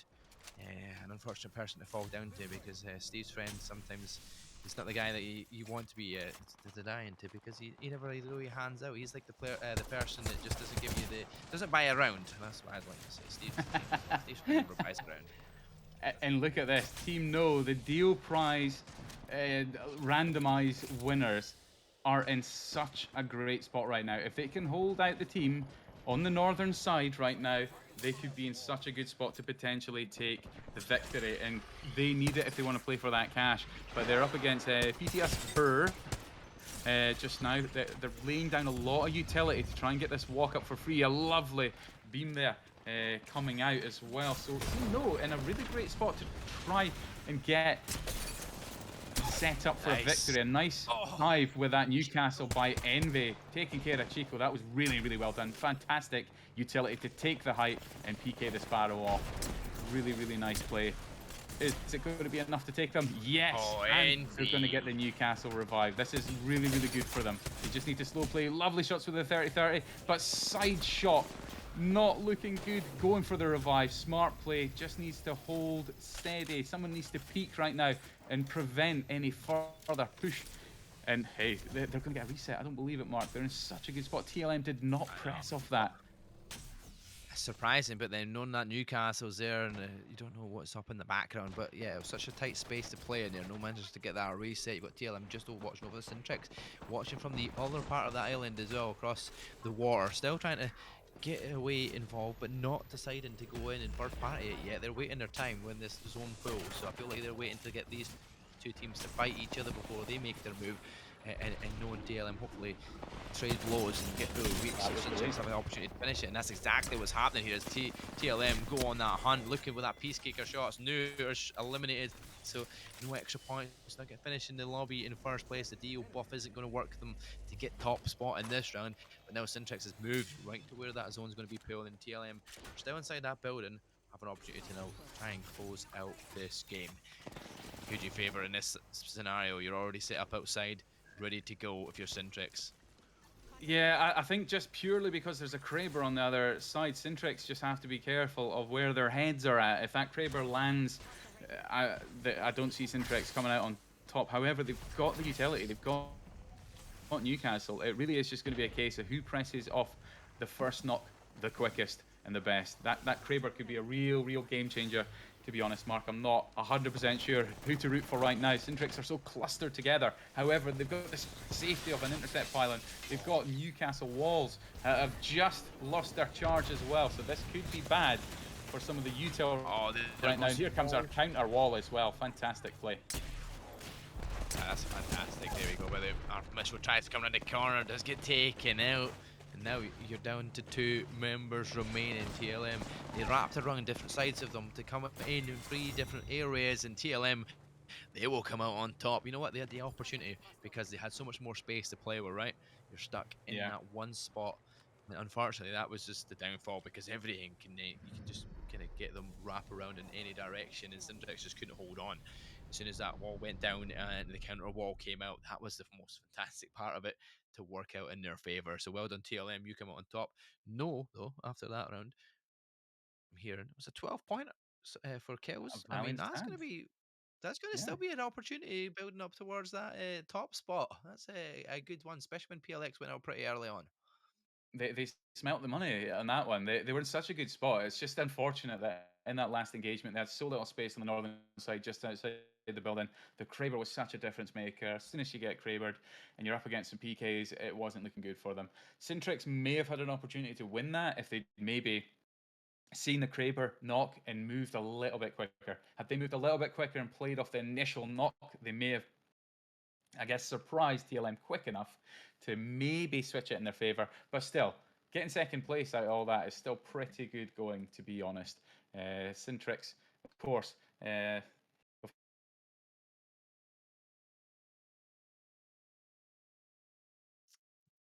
I'm Okay, very, very hello, sorry. sorry. It's all right. I'm just like trying to judge of when you've disconnected and not said anything, Yeah. or if you're actually still going and still alive here. But we're fine. We got It's this. heartbreaking, man. Oh, it is. I guess it's heartbreaking. I love to hear your voice. We can't not hear the two Scottish voices speaking back to back to each other rather than it being like a one sided thing, which is always good to hear. We do love a little bit of a harmony together with the voices synchronizing. You know, that's what we wanted. And speaking of harmony, how well did Despicable play? Like that is a team that even when they were down to a duel, it was just shot after shot. They were just tagging in and out and in and out, and it's such a great display of high end play. And I'm loving to see some of the blends that we've got between some of the ladies tonight and their pro teammates. It's not over yet. You know, that was only game number three. We've still got another game in Stormpoint to go before we Halfway. switch maps Yeah. again. We're at the halfway mark, as you say. It's anyone's game. All someone needs is that one big game, similar to what we've seen in game number one with PLX. Sorry. Um, I just got it. No, I didn't get it. I thought it was. I was going to say PLM instead of TLM, but it is PLX. I had that right. My apologies. But Sabs, Kyler, Nate, right now, they maybe didn't have the big showing that they had in the earlier games. They were just clustered in that end game there, but they're still having a really, really good outing. We'll get those scores up for the viewers as soon as possible. Our production team working hard to get that ready for you, but really, really well played by our teams there. We're starting to see a little bit more spread in some of the kills right now, Mark. It was like pretty heavy to four teams in game number one, but we're seeing other teams start to maybe warm up a bit more and come out their shell a little bit. Yeah, definitely. It's good to see. There's only a couple of teams still that are looking to find it in a first kill at least on the board, but nobody has gone scoreless, which is always a bonus, right? People have got points on that board, but yeah, like you said, starting to spread the kills a little bit around. You've got, like you said, Nate's been one of the top fraggers, still continuing to do so, but we jumped up and was it Dirtums is the one that's jumped up to the top spot. There were 14 kills in this lobby so far. Is a phenomenal place to be in because he wasn't on that top five list after game one. After game two, slowly started to get somewhere. Obviously, maybe off that screen, but from that game, it was a fantastic position to be in to push him right up to that top spot with what was it, 7 kills in that last game. So yeah, well, it could be jump up in that leaderboard and take that top spot up to 14. So you had 7 before it. You double up pretty much in one game. So a good position to be in. And going into game Yeah. 4, we're going to have another ban, and it's going to be a Newcastle ban this time around. So we're not going to see them walls that was Wow. there in the end game to see who was come up on top. But the legends at the top are still going to show the same ones. That's not changed over with the Three picture Maggies, of the who they three played Maggies this with last game. damage at the top. Yeah, What is 3 going on mags. right now? It's just pure confidence with Maggie Crazy. play. It's just laying down that constant pressure with the drill and taking that damage. It's creating so many opportunities for people with either peak weapons or PKs right now. But game number 4 about to start, and that you know what, Mark? Just to follow on from some of your points there's some really excellent opportunities, and that's the beauty of Apex, right? I mean, teams might have had some big games before, but like you said, every team's got some points. All they need is to just get that little bit of RNG, some really good coordination. They could be the next ones jumping up that leaderboard. And teams don't even need to worry that much. This week is really just about seeding. And we've seen it before where teams have gone on to win the night from bad POIs or considered bad POIs. So it's still not even that big a deal if you have a bad night tonight. If anything, it gives you a little something to go back, have a quick VOD review, say, hey, we know where we went wrong. Let's just lock in ready for the weeks that really matter, and let's start to push for that prize spot in the finals in December. Yeah, exactly that. You know what? Like this is like we said. You said there's plenty to play for. There's plenty of weeks to go come as well, and you're not. This isn't like you're done and you're out. There's no like. There's nothing like that yet at this point in time. There's going to be 2 lobbies pretty much going all the way through. Right? There's always opportunities. There's a promotion relegation sort of scenario where you're going to have a main lobby. You're going to have a second lobby. The main lobby will have after the week is done. It'll be like the bottom 5 of that lobby will get dropped down into the lobby, and the top 5 from the lobby below are going to go above. So you're going to constantly be playing. You're going to be constantly learning and hopefully progressing and staying in top that main lobby for that opportunity to win in the end. So it's going to be a fantastic set of weeks here to come, and so much Apex Legends that we're going to be seeing on your screen every Thursday. I'm looking forward to it. I booked my seat right here on this desk, and hopefully in this desk for most of the time as well. That's the plan anyway. There's more than just me and yourself as well, Scott. So there could be chances where I get to sit and watch it and enjoy it. So we'll see. Just But sit back, going watch, and enjoy into the ride. Yeah, I game feel 4, you I on feel that like one. I've proper casted it, by the way, because I do see where this zone is going again, and for some reason we've not seen it very You often, called and it. I just call Yeah. it, and we get it back to back. So I mean, what can I say? I It is just want to a call out as very well. Whilst we're on the map there, Despicable also lost tax already. Celico were so confident that they landed in their POI, took a 1v1 and tax lost it. So Despicable are already down to a duo. So that is where we're seeing some action on the kill feed already. And we're seeing even more right now with Envy having taken care of Reflex. We're seeing a fight all the way in Sanoke Cave right now. And what is this? We're seeing Revenant, Pathfinder, and Maggie. I think Team Nor like, hey, we want kills, we want points, we want cash, and we want that pizza money. $20 a piece. We'll order ourselves some pizza after the games are done. So I love this choice. Like, this is just pure. Hey, we're sending everything. We're sending everything. We're getting some points and we're winning. Bold choice from Team New. Yeah, definitely a very bold choice. But you know what? I dig it. I really like that opportunity. You mentioned pizza though, and you just got me really hungry. Even though I've had my food, I am still eager for pizza. As soon as you mentioned the word pizza, that is instantly on top of my list. Even though I've just came back from Italy and all I've done is eat pizza and pasta, like I could eat more pizza now. I'm in the Yeah, I'm mood for sorry, that. man. I'm cursing you. It's a caster to caster cursing right now. I'm cursing trying to your get rid of the stomach. dad bod here. I Yeah. don't need any more pizza. Hey, Okay? rock the dad bod. We're in our 30s, man. We've got to take it, right? Yep, exactly. That's the reason to get old, right? To get that rock that dad bod. You're Yeah, right. it's an excuse to Maybe I get should use fat, right? Christmas That's isn't very coming, true. Mark. We're entitled. We're permitted. But big fight breaking out right now. Scarlet Eyes have lost 2 people right now. But can the Sparrow pull it out of the bag? Can Sparrow do it? Yeah, you know what? Going for the res right now, not a bad shot. I like it. You get the knock and you have an opportunity to reset. And of course, a 2v2 situation. Oh, Sparrow tough sending off the situation. target. Very tough one. in this situation where the Peacekeeper needs the shots to hit and does. You know what? This could be floating to opportunity here to try and get the kills done and actually get themselves surviving this. But as we jump off Here board, you comes the do see third party, mate. Bunnycore getting eliminated in the meantime in that kill feed. We're down to 16 squads, but yeah, third party, that could be an interesting one if that is the case, definitely, because you're that weak. You're down to two. You were down to two at that one point. You don't want any more teams getting involved here because you're going to be very much on that struggle bus. Yeah, it's struggle bus. You know, I actually respect the decision from the teams to disengage there as soon as they heard that zip. They knew the third party was coming in. They would have got the audio cue from that crypto drone. And that is a legend you do not want to be facing up against when you're just in that position of healing up. It's getting EMP'd as well. So really good decision from those teams to disengage. And we're switching over to Jurassic now, where we've got that charge rifle action that you so desired. Are we going to see a nice cheeky hit there? Unfortunately, no. That's close. Maybe give a haircut there. Maybe give I'll try and say the name. I dare you, because I don't. I'll maybe get my bag of Scrabble letters, throw them on the table, and make more sense of that name. So Team Futu, yes, probably right now, walking around with a charge rifle and the name that we shall not utter because we'll probably like summon a demon before Halloween or something if we utter it.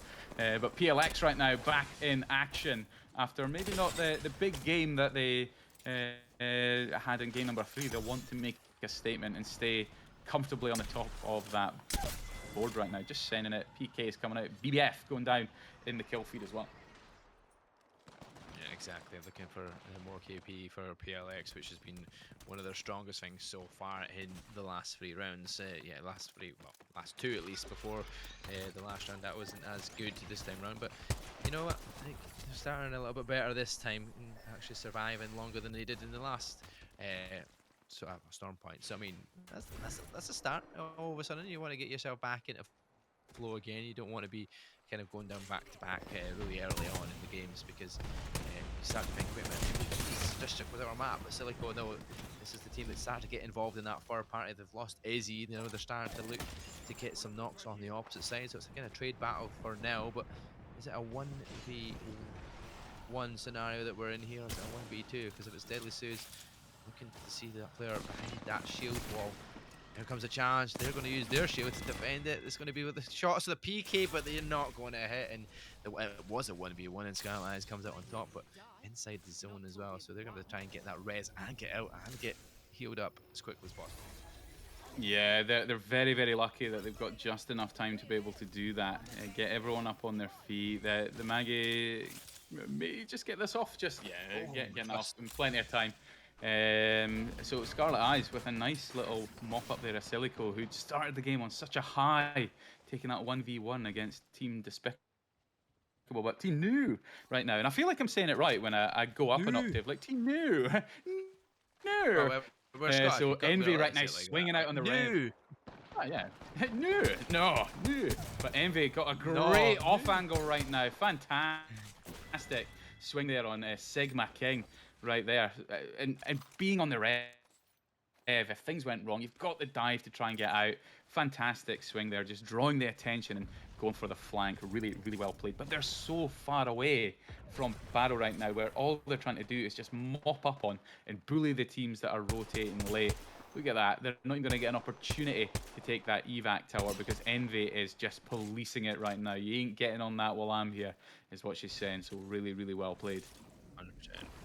You know, the funny thing about this, like, we've seen, obviously, it last time around, right? It was early on, everybody making the rotation early down to Barama, right? There was lots of people down there early, getting fights off down there. But now, this time around, we've got about 4 teams down there, and everybody else is still on the outskirts. They're not pushing early this time around, but we're only down to 10 squads remaining already because they've took all the battles before they even start making the rotation. So this is a bit more brave. Look, people looking for the kills and looking for the fights before that end zones even start to get pulled in, because you know what they're like.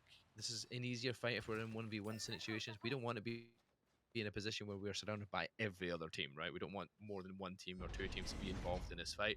We want to try and finish them off where we can and get our KP and then start making that rotation. Because there's plenty of time on the map and there's plenty of room on the map before the rings all close. So why not do it before you get to the main gritty fight in the end? And where it becomes an absolute cluster.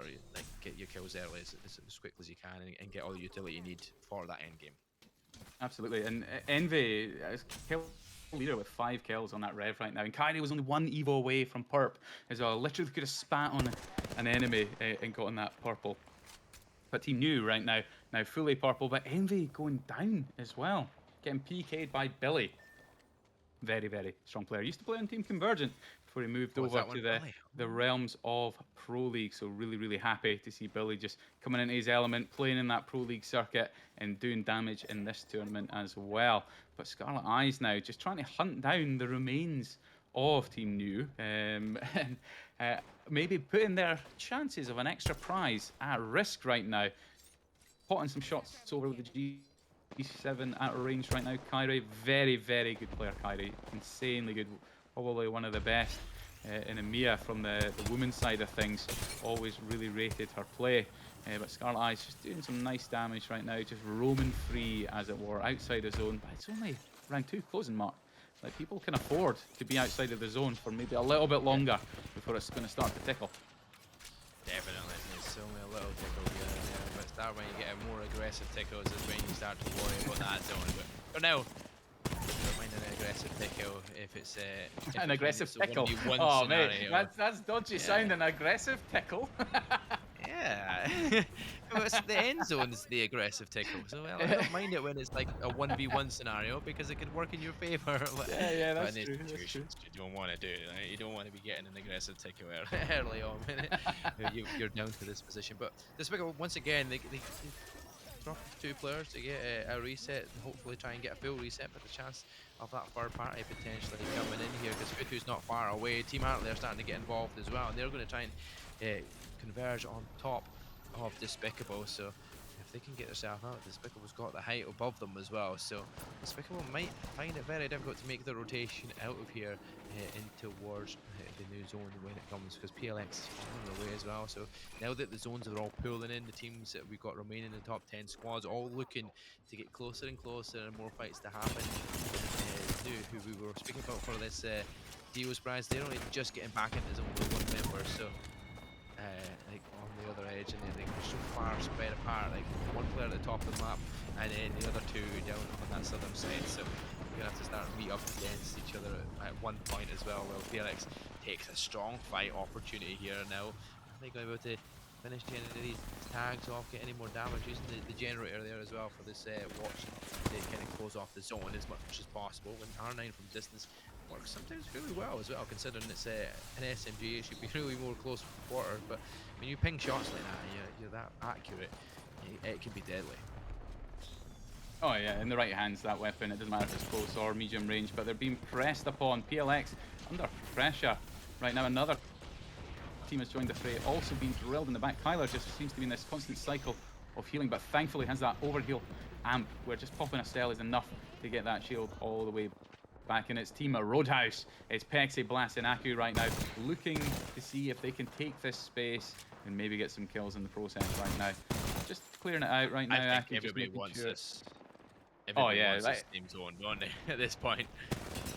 It's so good to play from, but there's just not much of a zone in it, where realistically, if I'm the team on the south, I'm already thinking about trying to get some additional space, maybe deeper into Barrow, see if you can get underneath the center of Barrow into the shall we say the tunnel system. That can sometimes be a good place to play from and set up for an end game if it's ending up on the southern bridge, which is looking like it could be for this particular game. But of course, when there's only 8 squads, you can afford to maybe be aggressive and just take the fight, because the chances of a third party are significantly lessened, of course. But indeed, Scarlet Eyes getting out with, well, a dream almost. Skin of their teeth based on their health. Well, Team Hartley gets eliminated. Scarlet Eyes weakened, but managed to get set. Roadhouse surviving that battle, but now Scarlet Eyes are looking over them. PLX is near them as well. There's only like 1 team in that zone, right? There you go. They're in the tunnel system now. Called it. Play from here and you can get set up, and it's pulling back to that house. The odds of it pulling all the way back out here, maybe a little bit further north than the last time, but this is basically just a redo for a lot of teams. Hey, Team New right now back where they were in the last game. It's like the Apex gods are smiling to them, Mark, giving them a chance to get that money. Like, hey, you might not have done it last game, but go again, go again. And they're going to be covering this entire side by the building in rock formation, where if they can win this, they're actually in such a good spot. But they've got to be so critically aware because other teams are going to recognize the value of this position and try and bully them for it. Yeah, they're pushing very far north because they know that there's a team up this way, and it's going to be Irex that's inside that little dome. And they're going to try and close them off, at least stop watching them. But while they do that, there's a chance that other teams around them start making their way towards that new the building that they were in, and Scarlet Eyes is going to make a rotation round. Roadhouse is still trying to fight through Scarlet Eyes at the same time here, and in the kill feed you see Blast taking out one of the players, like trying to look to see if they can finish off any more with that Kraber shot from distance, looking for anybody making rotations as well. But if we can get opportunities to do it, let's not try and take the team out before they make it. And there's the scan done. Now we can find the players down below. The tags come above their heads, so they know exactly where it is, but he just can't hit them shots of Yuraku. So instead, he resorts to that R99 to deal the damage. The storm behind him is going to start charging, and they've been taking a little bit more damage now. This is where it starts to tickle more. Yeah, it's really unfortunate for Roadhouse. If some of those shots had landed, they're probably already looking for the rotate. They're now stuck in this position and just trying to kill on the go, kill on the move, and they're just so limited in space that they can play around here because, of course, Team New were across the way. Irex being eliminated as well. But people have just been absolutely brutalized walking across the open space right now. And it is, of course, Team New who are doing the damage.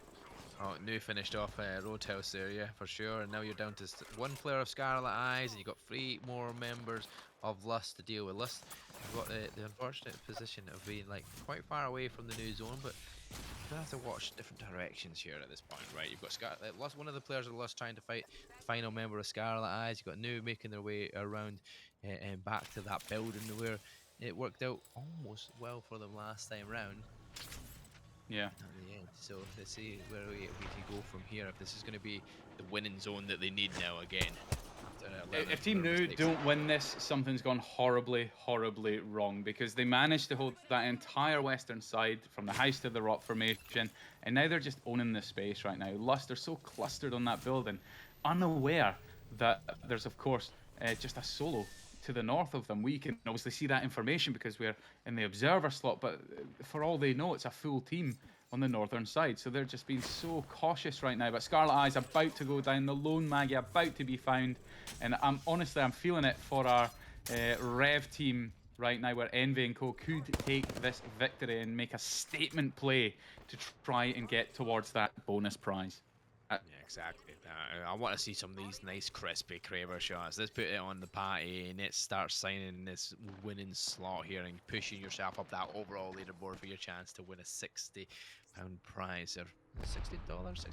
Yeah, $60. Yeah, that's right. $60. Yeah, we work in dollars here in EMEA. This is what it's confusing sometimes, right? It's very confusing sometimes. Oh, that Huge nade, that sky nade's Juicy. massive. That's opening up so much, and the Maggie ball will follow up. Orbit's going to take so much damage though going up in the open, but hopefully that Maggie ball, with the support of the team, Doldrums has been the highest kill fragger in the lobby so far, looking to add some more to that lobby, trying to win this lobby for them because it's the last squad remaining. Chance to close it out here. 2 players to deal with, but now it's all down to Doldrums. Can he do it? Is he going to be able to clutch up with the PK in hand? No. Oh, no, we're not caster cursing it. Oh, they've got the overflow. This is it. Path wins this. Has to win this right now. Takes the height. Exactly how it should be played. Looking down, causing the pressure. But no, the return damage is just so great right now. Oh, the challenge from Velocity goes back at it as well, and he gets the kill, and all of a sudden, New are saying, no, what have we done? Yeah, no way. I feel bad, because I said if they do not win that, something went horribly, horribly wrong. And it started with that excellent nade from the Maggie. Perfect nade to start to open up that fight. Sent the ball down, just got overly aggressive, and it feels like Lust just knew that was going to happen. You guys heal, I will watch back and peek. And that's exactly what happened to get rid of the Maggie, force a 3v2 situation, even though on low health. But the Wraith, with the clutch play to port the teammates out, get them to a fighting position, unless we're able to just coordinate that perfectly. So it may have gone horribly wrong for Nu, but Mhm. realistically, it was just prime play from Team Lust there to play that the way they did. It was excellent utility usage, and what a clutch for the win, especially after that opening nade. They should not have won that, but they No. did. And hey, fair play. Yeah, the nade and then the Maggie ball that follows. The fact they got Orbit out so quickly as soon as all that damage came in against them and they got that down, that gave them a wee bit of an opportunity to kind of fight it back. And Lust, well done to you. 7 kills in the end, 19 points overall for that game. But obviously, new with the most kills in that lobby, they got 12 kills once again. Like just absolutely frying. And you know what? The DO prize team is in top spot currently after 4 games. I mean, we're writing a script here. It was a randomizer, and all of a sudden they randomly made it to the top of that leaderboard. Well, they haven't definitely not randomly done it. That says a second and a third place in the last two, and plenty of kills for the last 2 games. That's a total.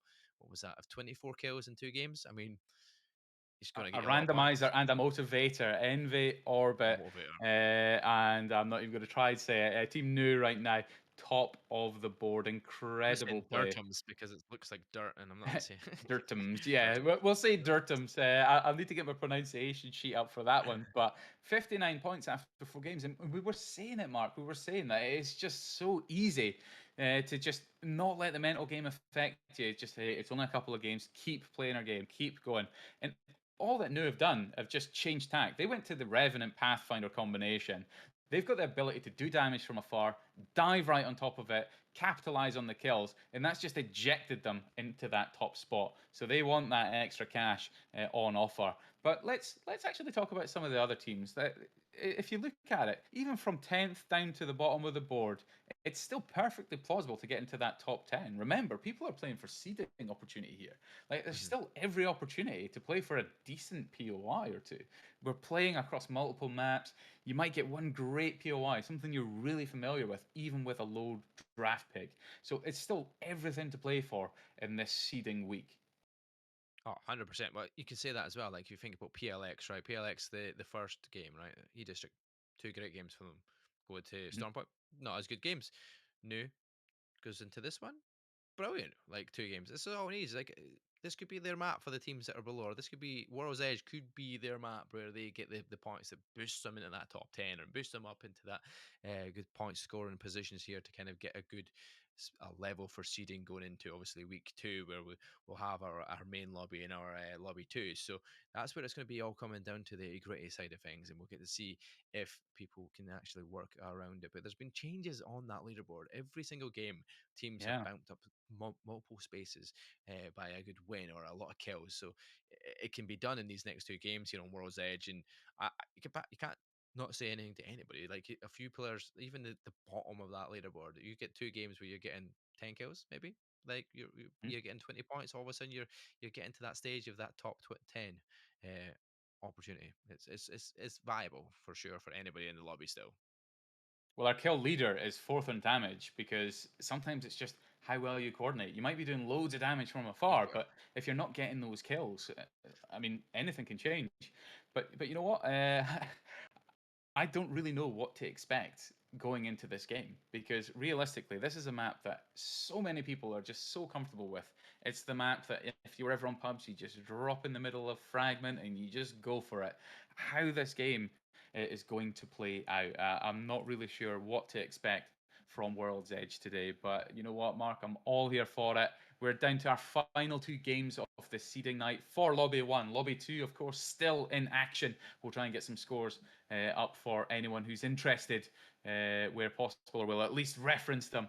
Because Katana, of course, they were up for another bonus prize as well. Whether or not they're going to be on for it when they were in third place, we'll try and get that information to you at They're the still earliest currently in convenience. third place as far as I'm aware, and Scuden are still sitting top, Bakai in second spot. So that's Bakai's got Kashira in it. You'll recognise that name. A very well known player Great, as well. So great crypto yeah, you've got player in three. IGL. So yeah. Yeah, you've got 3 solid pro player teams in the top 3 spots holding it out. But yeah, Katana's not far away. But at least what is that? 9 points behind top spot. So bang on points. Both teams in second and third and 45 points so far after 4 games. So, yeah, it's very close up at the top there on that in lobby two for sure. So, still a chance for the Katana squad to go in and get their DU prize, and New are looking good for their DU prize. So, this is all heating up here as we fly over the lava of World's Edge, and we get into game number 5. This is where it gets hot and spicy. This is where we get to see more teams that need the points and want kills, trying to get a bit more aggressive. I'm sure we might see a lot of kills early on in this game, but we'll see. Everybody's dropping. You can see we're kind of going No one's going for centralized any here. early fights. It's relatively well spread out. I think the biggest risk right now is probably Skyhook right now because they've split across both Skyhook and Trials, but it looks as though we're going to be ending the match. So it's very likely we'll go to a quick break for the viewers as well as the players. So we'll await any further word from production. I believe we are taking a couple minutes break just to get reset for this lobby. But yeah, it's just going to give teams that little bit of extra time to strategize for this turnout in World's Edge, Mark. As we've seen there, just from how teams are dropping right now, quite well spread out. Not really going to be too much risk of any early fights, other than maybe some of the ones we called out, like Skyhook. But nevertheless, Lust have so much space on the eastern side. They've got Fragment, they've got Overlook, they've got so much space where they can just rotate however they want. So Lust are obviously the winners of the last game, but looking in a strong position to be set up for whatever the zone pool throws at them.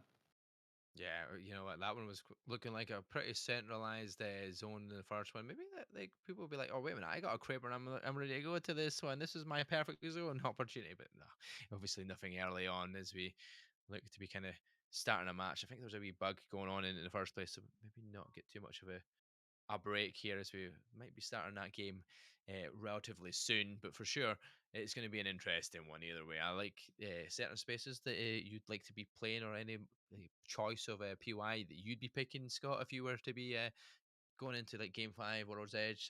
What would be your kind of draft pick? Um, it's a really good question, mate. To be honest,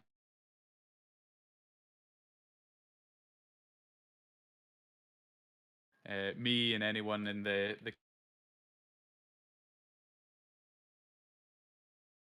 Unsure of and what's whatnot. you're saying, buddy. There, I don't understand where you said you were. You said you liked Oh, what was it? did Climatizer? you lose me again there? My apologies. Climatizer has always been one of my favourites and has been for any sort of convergent competitive team as well. Climo was often a big area for us for edge style play. I love playing Clima as well, but if I was to really like change the game a little bit, you do have favourites like Trials, of course. Trials being so goated if you're playing ranked, but Comp obviously a great way to get set up early as well. So I kind of favour the north side of the map when it comes to World's Edge. Personally, what about yourself? Yeah, so when it comes to this one, I'm kind of a little bit different in terms of yourself. I like to be kind of more like stage and harvester area. I don't know why, but I Okay. think just because it's a big space like building, but there's like I'm not really a massive World's Edge fan in the grand scheme of things. Like I kind of get myself lost a little bit more, to be honest, on World's Edge more often than not, and I'm like I don't know where I want to be, where I want to go doing. So yeah, it's an interesting one for sure. I feel like World's Edge could be really open at times when you don't think it should be. Obviously, with all Mm. the mountains and stuff around you and stuff, but I still feel like there's a lot of open spaces in World's Edge, and I'm not very good when it comes to open spaces. That's for sure. I just Certainly get not in picked this off from a meta. distance and So I don't know yeah, where you from. have it right there. You'd be easy to pick off then if you're wandering in the open space. There's 30-30s would be hunting you down, Mark. But we have just had notification from production. We are going to have another restart. So apologies for that. It's just one of those things. Sometimes the servers have a little bit of an issue, but nevertheless, we will be back into the games at the earliest convenience, of course. But yes, a big shout out to our production team for just keeping a very close eye on the games and getting things moving as well. Yeah, Appears exactly as that. though the game didn't quite end there. Yusaki was in the lobby, whereas I was still in the game, so I've ended it now. In any case, but yeah, we will be back at the earliest convenience. But one thing I have to say though, Mark, about World's Edge is obviously it's one of those ones that's featured for well the longest of times. Of course, World's Edge was featured amidst Kings Canyon when Kings Canyon was featured in competitive play. So it is definitely the tried and tested, the longest serving of the maps, to say the least. But of course, I can't talk because I'm an Olympus lover, and Olympus has never made it into competitive play. I love Olympus, but it is small, it is difficult to play. But World's Edge, I feel like it got the much needed kind of reset with E-District's arrival into competitive. And of course, Broken Moons even made some appearances as well throughout early challenger circuits and whatnot as well. So it's so refreshing to see more competitive maps because it really does put the test to the players as well. Certainly with the way that CCs are working now as well, where even that's randomized similarly to Pro League. So it really tests people's ability to be able to play across multiple maps, multiple POIs, and even mix in different kind of play styles, right?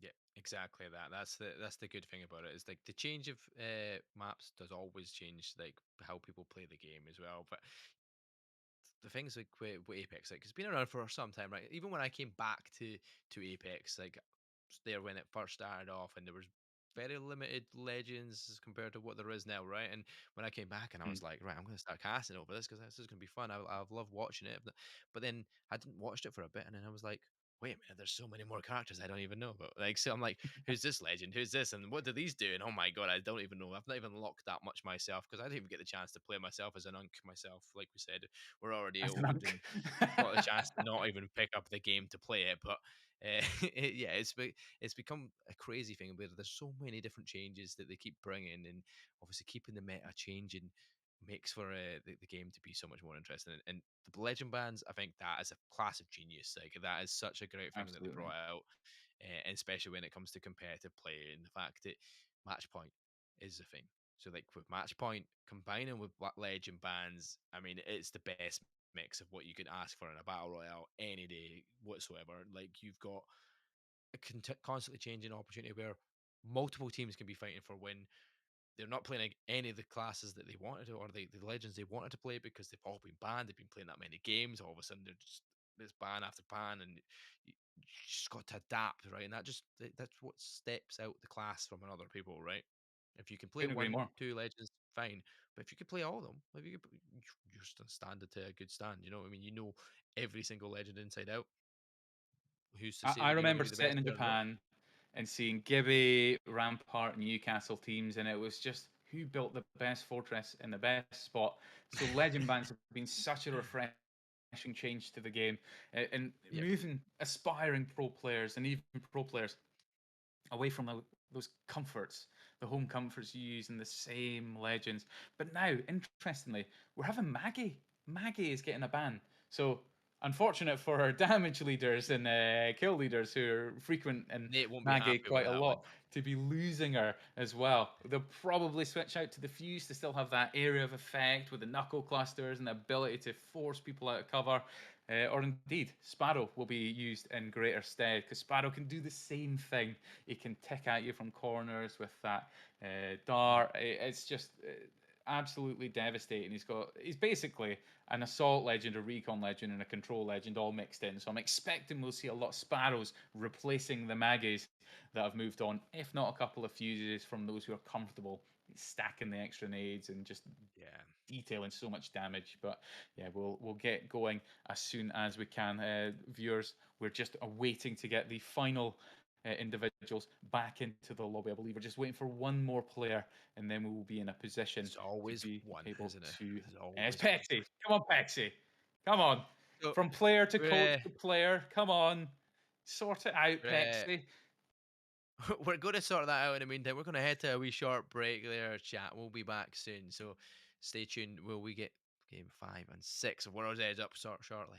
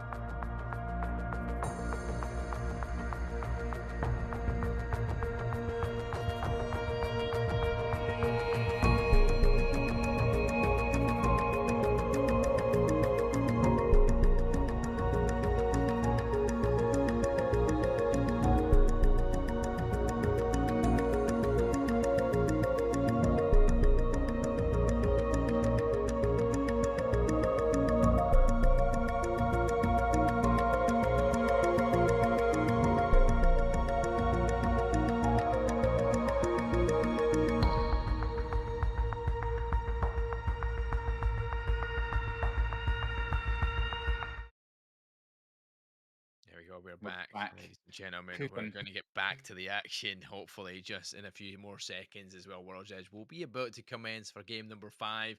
We've said it before, the team at DU's in top spot, looking to try and continue that trend to look for that $60 prize that they can get for being that random team that was picked out of the hat for an opportunity to take some home money in this seeding week. I mean, nobody's expecting to win money in this seeding week, but I mean, there's a chance for one team to do Absolutely. it. So they're close to it. Incredibly generous, like you say. I don't think anyone really expects to take away additional prizes in qualification weeks, but it's all random.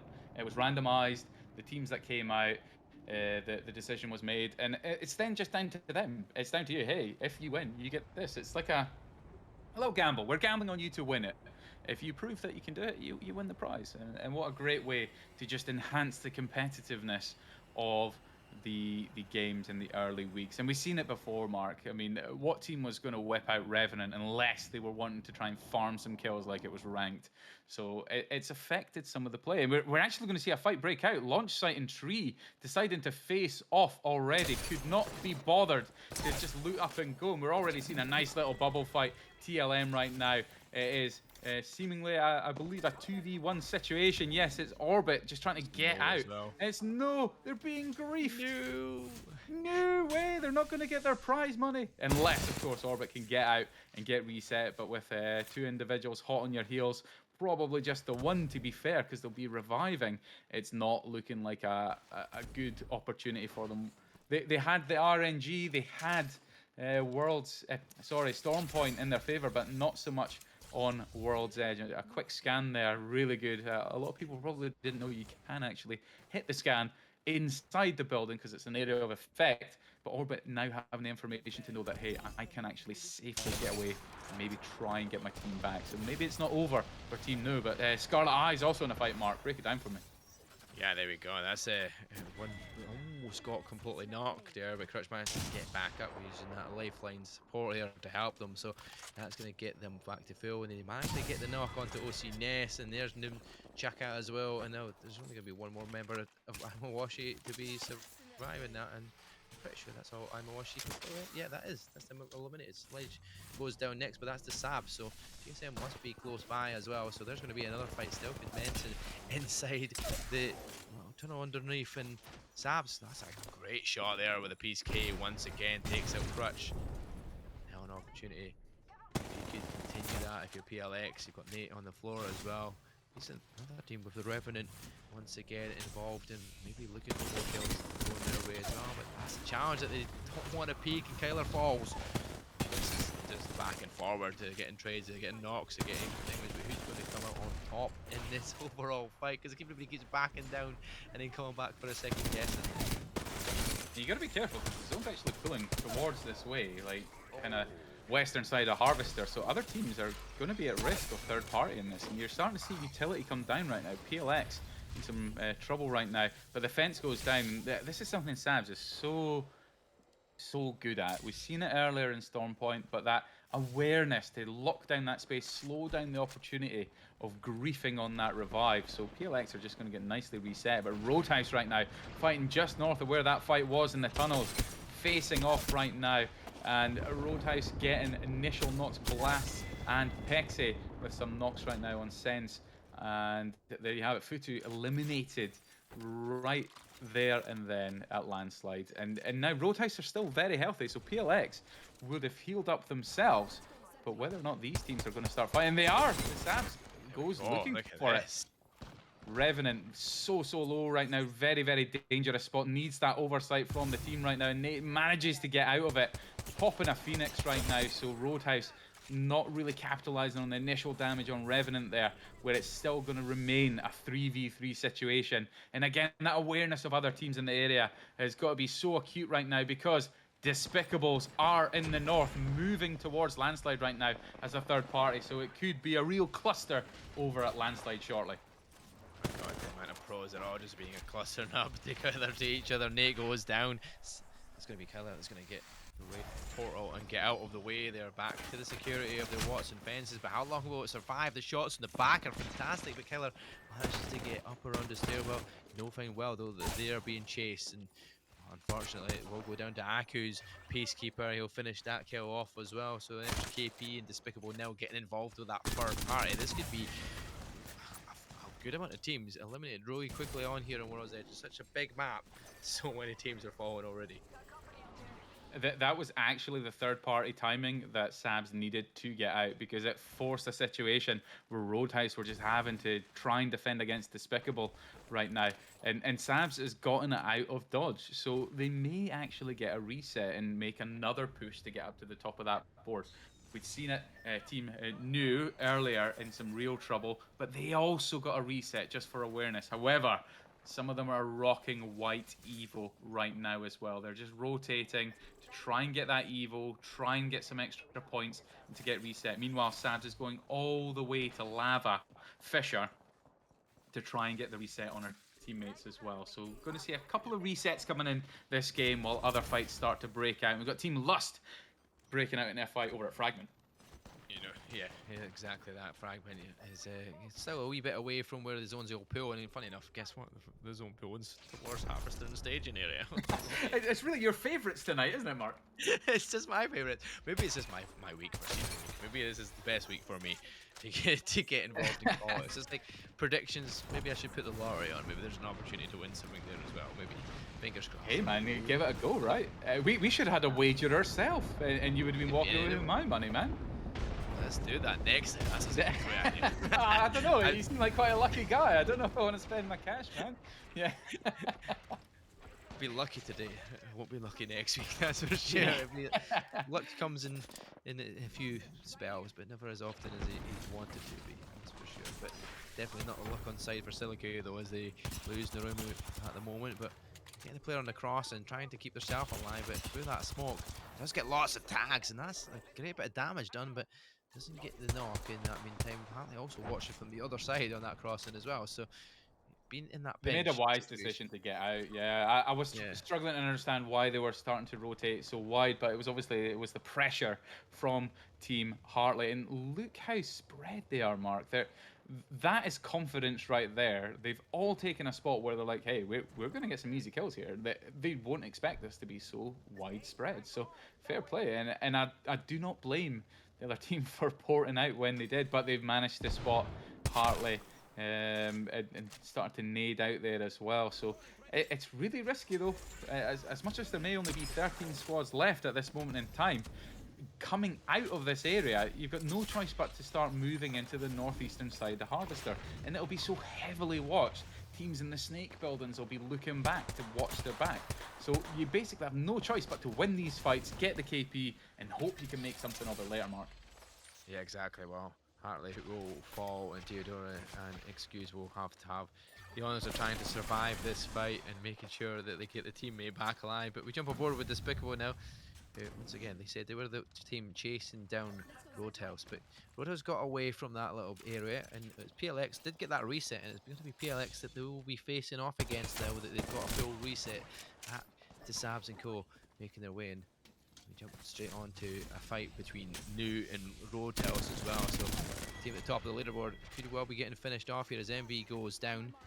Last find in that one, and now looking back at the squad members hiding behind the rock. There's one. Durdham's their top fragger has gone down as well, so now you're down to one once again, and New is going to have to try and escape with the life as they seem to make the rotation past Thermal Station and maybe head down towards the tree, try and get that reset if they can. So I mean, that was an unfortunate fight for them.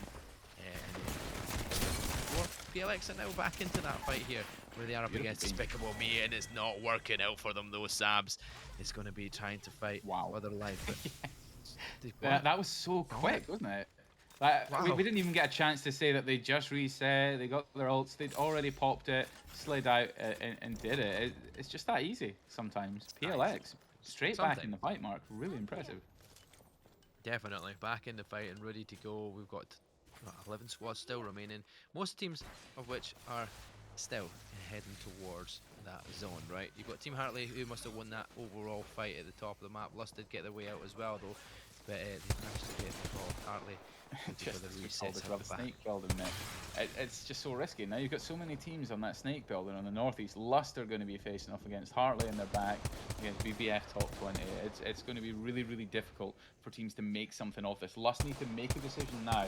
Probably move towards the sort of eastern side of the buildings and try to get to the southern side of Harvester. Find some space that's playable now rather than fighting two teams in front and behind. Lust just need to have that awareness. They know they didn't get the kills over in Fragment, and they need to do something about it now. Yeah, well, that little bit, the map you can see there as it was happening. Lust, like it says, going to be Team Hartley right behind them, and they've got to try and make their way out of here if they can. They're aware of it at least. That's something. That's good. There we go. That's it. Sit, wait. Hartley's going to be getting weak. That's coming through that zone. Got them really weak. No shield left, and chance to get some KP on the board. For the kill, looking for the opportunity. Does get the knock onto Deodora. That brand from the old school days. That's definitely back to my youngster days, Deodora. Goodness, I've not heard that name in a long time. We're really showing our age tonight, man, aren't we? Oh, we are. Yusaki with my backhanded. Oh wow, I thought you were in your 20s. Oh, okay, No. thanks. Yeah. Well, that's a compliment, bro. That's a compliment, right? On the one hand, yeah, of course it is. Of course it is. But yeah, man, Well, the old ones are out. numbers. We'll be drinking our Sunny D going into game number 6, I'm sure. What's your favorite, California or Florida? Oh, I was more a Florida guy, to be honest. Yeah, me too. Me too. Good stuff. I barely ever see the Florida after a while as well. It's like California lasted longer for some reason. I don't understand why. You know, I bet there's some people watching this going, what are these guys on about? We're here for the Apex. Sunny D. Yeah, Sunny D. What's this? Yeah. What is this wizardry? But BBF top 20 right now, just locking down some space. Lily Chan right there with the fences and the pylon down. The doors are nicely charged up, which is a great buff for Watson. Really, really brought her out into her sort of element. Alongside those caustic buffs as well. It's nice to see the control legends so nicely sort of spaced out. But Bojax and Hyrex going down in the kill feed as well, Mark. Yeah, man, this means that BBF top 20 get into the top 10 and now into the top 9 because another team falls and their full reflex does get knocked, but they get a reset. And this is the best position that they've been in so far for gaining points on the board, but they don't even spot the player in the back. The other door's open and from behind. There's going to be Lust trying to finish him off, but Clay is weak. It's literally one tag needed. Jace is taking so much damage as well, but I don't even know who's going to come on top of this because this is just playing Ring of Rosies around that wall, but it's BBF top 20 that will get eliminated. I don't even know where the damage came from because it didn't look like anybody was hitting shots. Oh my god, that was crazy for Lust to go out on top of that one. It felt like Clay was on 1 HP for ages and just managed to stay alive, so very fair play to them. But top 9 for BBF top 20, the best spot so far, so very well played here in the first game of World's Edge here in game number 5. So good play, well done. Hopefully you got some kills as well. That'd be even more KP on the board and points that they need because sitting at the bottom of that leaderboard might push them out later, but maybe even push them up against the other BBF team that has been going down quite early on as well. They had the right idea to lock down some of that space. When you know it's going to Harvester, some of those snake buildings are the best places to play from if you've got those zone legends. So they had the right principles. It was just unfortunate, of course, that that particular fight didn't go their way, but really well played from them to set up where they did. Had they won that, they'd be the ones moving out now trying to find the space. But PLX right now, after a scary moment earlier in the game, a landslide, nicely set up now. On the height, looking down on everyone. They're in a winning position. They've got armor swaps on the top of the hill. Those sky nades come up or they take some damage from afar. They're getting the quick resets. PLX are setting up to win. They want that top spot. They want to grief Team New out of that money, and what a great position to set up to try and do so. Yeah, definitely are. Well, Bunny Core players tried to do, one of the players tried to come up towards PLX at one point and decided, wait a minute, I'm not going out of there. I'm going to get right back into safety with the rest of my teammates. But yeah, we've still got 8 of the squads here all fighting in and around the building. Plenty of players making rotation run, and we were speaking about PLX, right? New, we're making that rotation right past them as well on that border, so they might come up into a fight, which could be very difficult to kind of deal with. But PLX has been pushed away on the map. You got PT, USBR. They're all fighting in with Lust again, who obviously won out that gunfight just to get to the situation here after beating out BBF top 20. So with the zone on their backside and a little bit of space to play with, just trying to get these KP because they're below and they're going to have to make the move at some point. And using the Mirage, the Mirage, God, I wish it was a Mirage. I've not seen one of them in a while in it. Can't My play on. favorite legend right there. Yeah, the wee bit of trickery that comes out on play. The Wraith portal, sorry, managed to get up to that height in there to save the damage being taken because there's nothing worse than taking all the damage and falling early while your team's got the high ground on the team below, which is always going to be the best thing to have, right? When players are having to make a rotation out, you have the high ground over them because it's harder to aim up than it is to aim down. I feel like always in any. Oh, 100%. You get the headies on the high. It makes you so much more challenging to hit. Team No still in it right now. Pathfinder managing to stay in the game, and Envy was back up on her feet. I could have sworn we'd seen her go down, so they managed to get a reset. We might have missed that one there, but still in contention right now. Top 8, maybe going to have a bit of a tough time, but having the Pathfinder could be what's needed to find a safe spot right now. But Sab's dealing some damage from the height, and your friend Steve going down. I believe that is Tess right now. Or Tess's team at the very least, but PLX just finding a nice spot again on that height. They've managed to port down. Kyler taking the height on the roof. They're just going to slow play it and then start to play from that rock by the evac tower shortly. But yeah, in a good spot, nicely set up. Nate doing some really good damage as well. So top seven situation. Yeah, not bad. I do actually favour like the sort of side of Team Hartley before, who were on the south side of the zone. Whoever's on the north playing out from, I believe Harvester Mark could be in the most challenging position, but one of the best positions you could find yourself in if you get the utility and the ability to get there is actually on the top of the rock. But are we going to see a lot of that without any Newcastles and stuff? Sintrix going down as well. Nice shots for the P20s. Yeah, Sintrix down. You've got a lot of PKs going off in the kill feed here as well as Hartley does find one on towards Bunny Yamori. And they've used now with that Peacekeeper once again, must be the most used weapon so far in this current meta as things stand. And there you go, Hartley Bunny Yamori gets that knock once again and gets the kill finished off with it. So yeah, this is just what you can see in the kill feed quite a lot of times. We're down to 6 players, well, teams, I was going to say, but now we're down to 5, and Bunnycore do get eliminated. Now, fighting in between the rampart walls and trying to stay alive. But PT USBR using their watch defenses, using the cover of that shield, the rock as well, in a good spot just now. But everybody's going to have to start making it. Team Hartley, they've got a good spot, and that's exactly what PT USBR are trying to fight for, right? They're trying to get that spot from them, and then trying to push out from there. 4 squads remaining. Lust has got the high ground, and this is what I said. They've got that rock, yeah, the same one we called out. Top 3, they've got the rock. They're going to be watching for anyone else coming in. This is a Lust victory, 100%. Unless Jace goes down because of over peeking. Jace! What are you doing, Jace? A little too much there. It's needed that height there. I understand the decision making, but now it's just flipped the script. The other darts are coming out from Sparrow right now. Stinger bolts coming down aplenty. Jace needs to get back up on that height, and we're seeing it.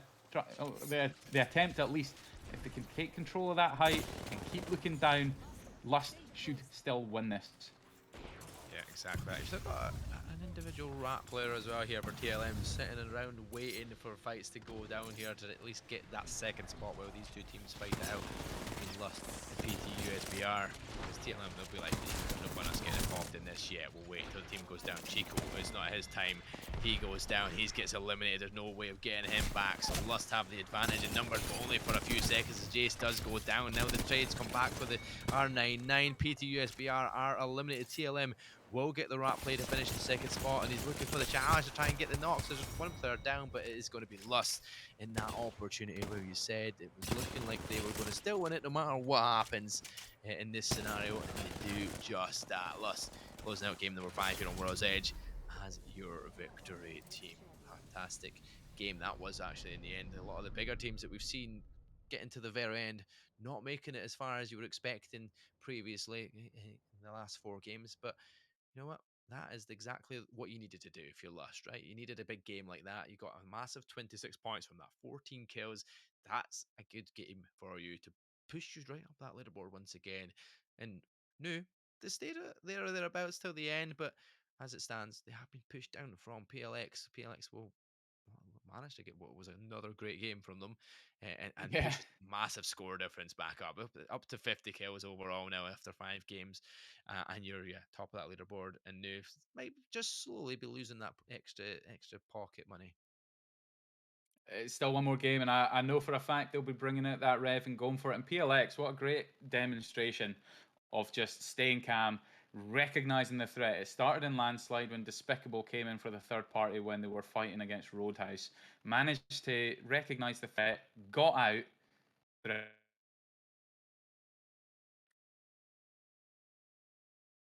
Yep, we lost Scott again for a second, but while he was speaking about how the game ended in the end there, we'll just look at the rest of the players' teams. The leaderboard is Scott will get himself reset to finish off what he was about to say.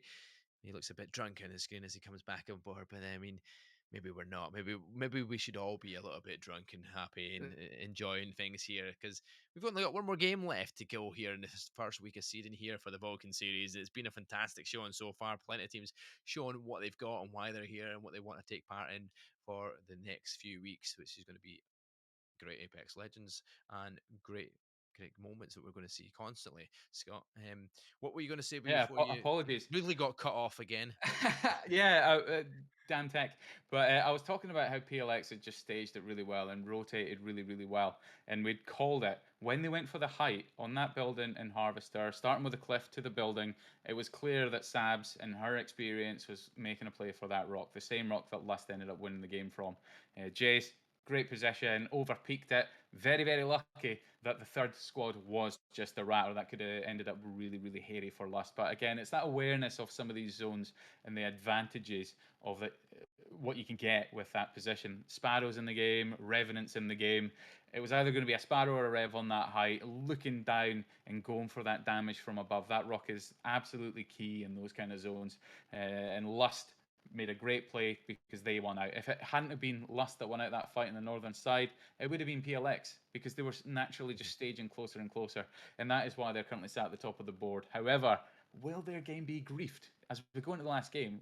Is someone want to upset them? Is New going to jump back up, get that pocket money like you say? It's anyone's game still for that top spot. You just need that big finish. And let's not disregard the other teams in the sort of middle of the board. We may not have had the camera on them as much if they've been eliminated earlier. We may not have shouted them out as much. Incredibly grateful for everyone coming out for the Vulcan series. It's not over yet. Tonight is just a seeding night. This is just to determine how you get your picks. At the end of the day, it's not going to affect your path to finals too much, because if you play it right and you play it logically, you can win from anywhere, Mark. Yeah, you definitely can, and you can learn from everything as well. So, like, this is week one. You get to learn how these players have played and played against you, and you can adapt your playstyle. You can change things. You can learn from what you did wrong, potentially as well. Maybe it was just a few little bit of micromanagement that needs to be changed a little bit for you to kind of go on and do a little bit of a better overall game. Or maybe you need to go, right, maybe that character isn't the character for me. Maybe I need to change something up a little bit and change it around with the meta as it's going. But yeah, there's plenty to play for throughout this whole Vulcan series. Don't be disheartened no matter where you finish at this point in time, because, like you said, it is seeding week. This doesn't mean nothing, really. There is nothing up for grabs at this point. You have got plenty of weeks to play for that, and plenty of weeks to get better and better and better as you play. You remember, you're playing against pros. Some players have been playing this game for God knows how many hours every single day. Some of you might be just doing this because, you know what, I want to get involved in some competitive Apex, and this could be your first ever competitive Apex. I mean, fair play to you for putting the effort in there. They're only going to get better from here. That is definitely what's going to happen. So we'll have a wee short break, chat, before we go into game number 6, but we'll be back for the final game on World's Edge just after.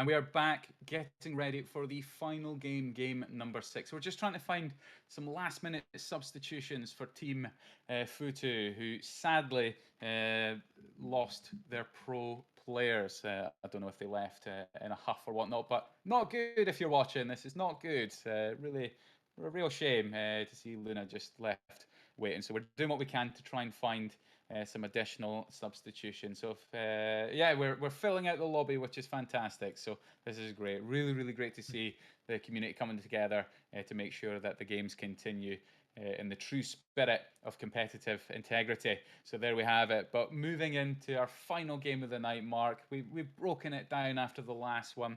It really is a fight for that top spot right now, a fight for that pocket money. But PLX are going to be guarding that heavily.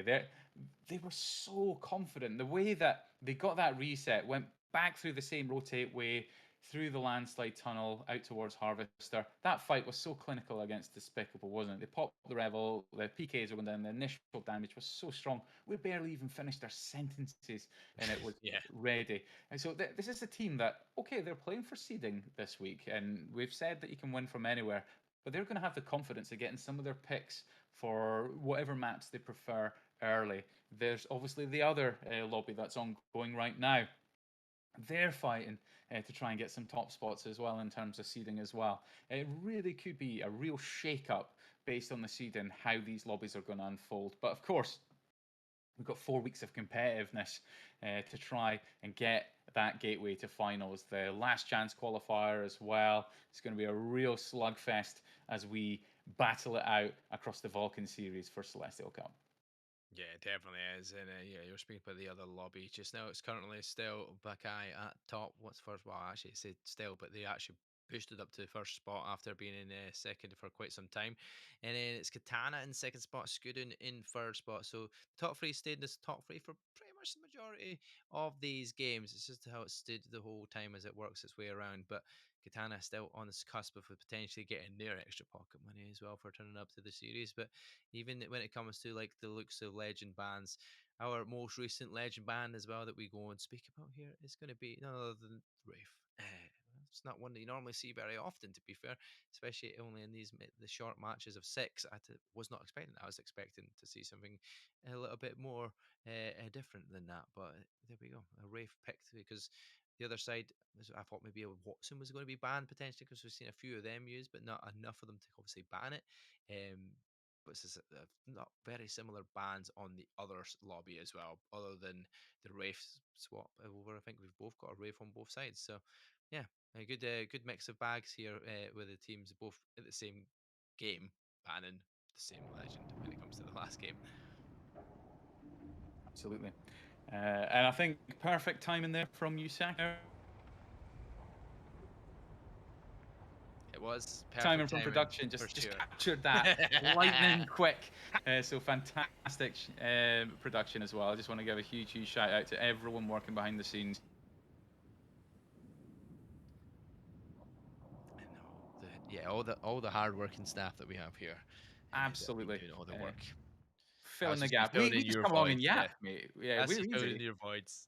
Yeah. I was filling in your void there because that was you were green in Discord, so we were seeing you Oh chatting, but I know no. there's nothing there. So I'm just like, yeah, I feel what he was going to say. We're all right, kid. I see But team effort, man. Team effort. We're tag this teaming is this. why we're here, right? This is the Yeah. duo. This is we work together. I bounce off of what you're not saying. Yeah, exactly. It's a guessing game as well. As much as it's a guessing game for who is going to come out on top, and I am absolutely keeping close eyes on some of these teams. Team Lust have been really consistent ever since moving away from E District. So Team No right now already moving up to Dome. They're not having that early fight that we'd seen before with Tree. They're going for the kills at Dome. They want that action. They want that fight. They're dealing some big damage right now. Might be worth us getting some eyes on that production. Pushing all the way into Dome. Revenant, Sparrow, and Pathfinder. Such a nasty combination. They want those kills. They want that pocket money. Hartley, Team Hartley going down. Well, not eliminated, but Hartley from Team Hartley, rather. So the damage is being done. No wants that cash. Yep, they definitely do want that cash, and I don't blame them whatsoever. You're so close, it's on the edge, and you can just peter your way around this map, get you some kills early on, like they just did there.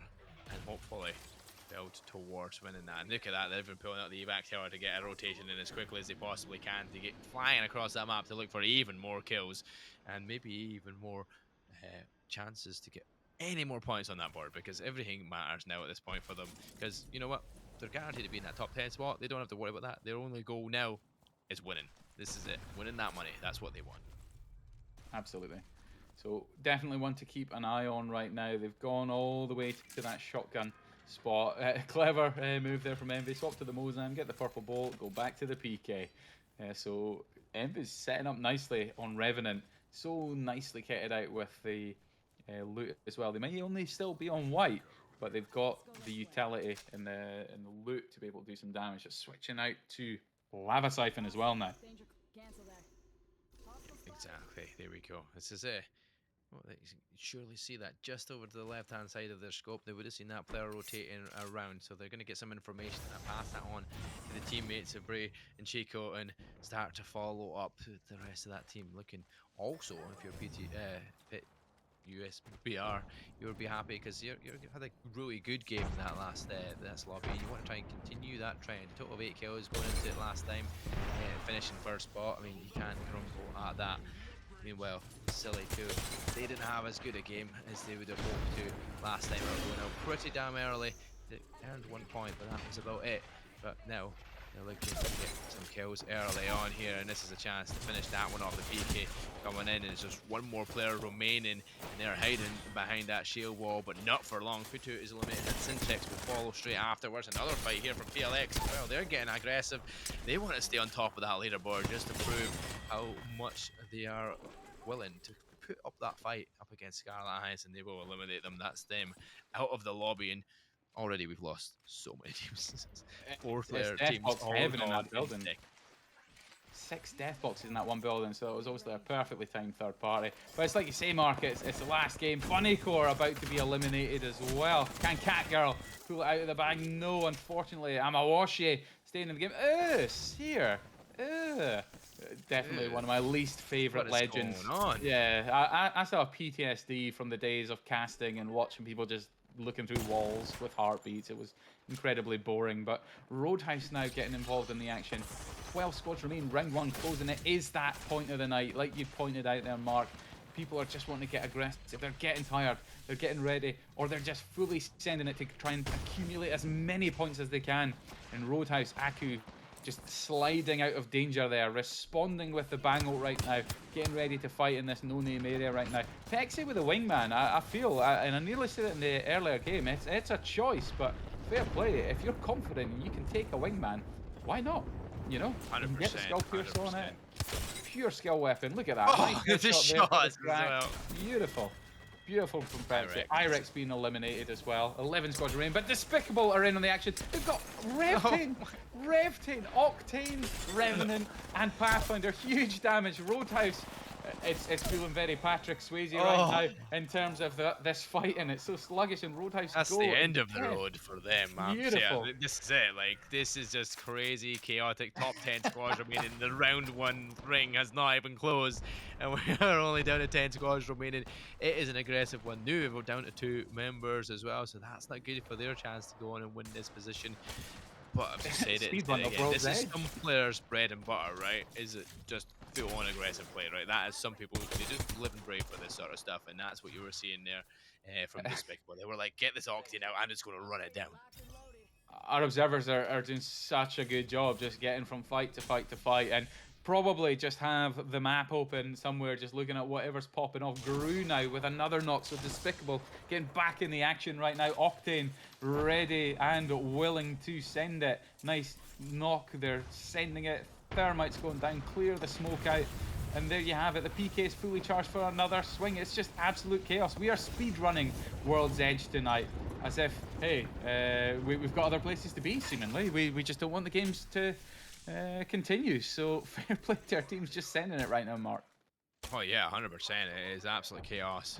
I'm living and loving it as well at the same time. It's just constant action we don't normally see at this stage in the game. You see Izzy, though, does get the headshot, does take down Zuni. Izzy, oh yeah, I wonder how good that shot really was and how quick it was, because Zuni won't be happy that they've gone down, but the chances are going to be few and far between of anybody surviving till like this end game as it stands. There's going to be nobody left before we get to the last ring. It'll be done and dusted well before if the action continues this fast. But look at that, another team eliminated. Amawashi will go and they'll be back in the home. Laundry have to get put up for sure. That is them hung out to dry. Now, another fight. Like I said, I don't even know how you cast something this quick. Like, this is just chaos. It feels like I'm an auctioneer and we're just trying to get rid of everything in the room. It's just so quick right now. But Lust getting involved in the action.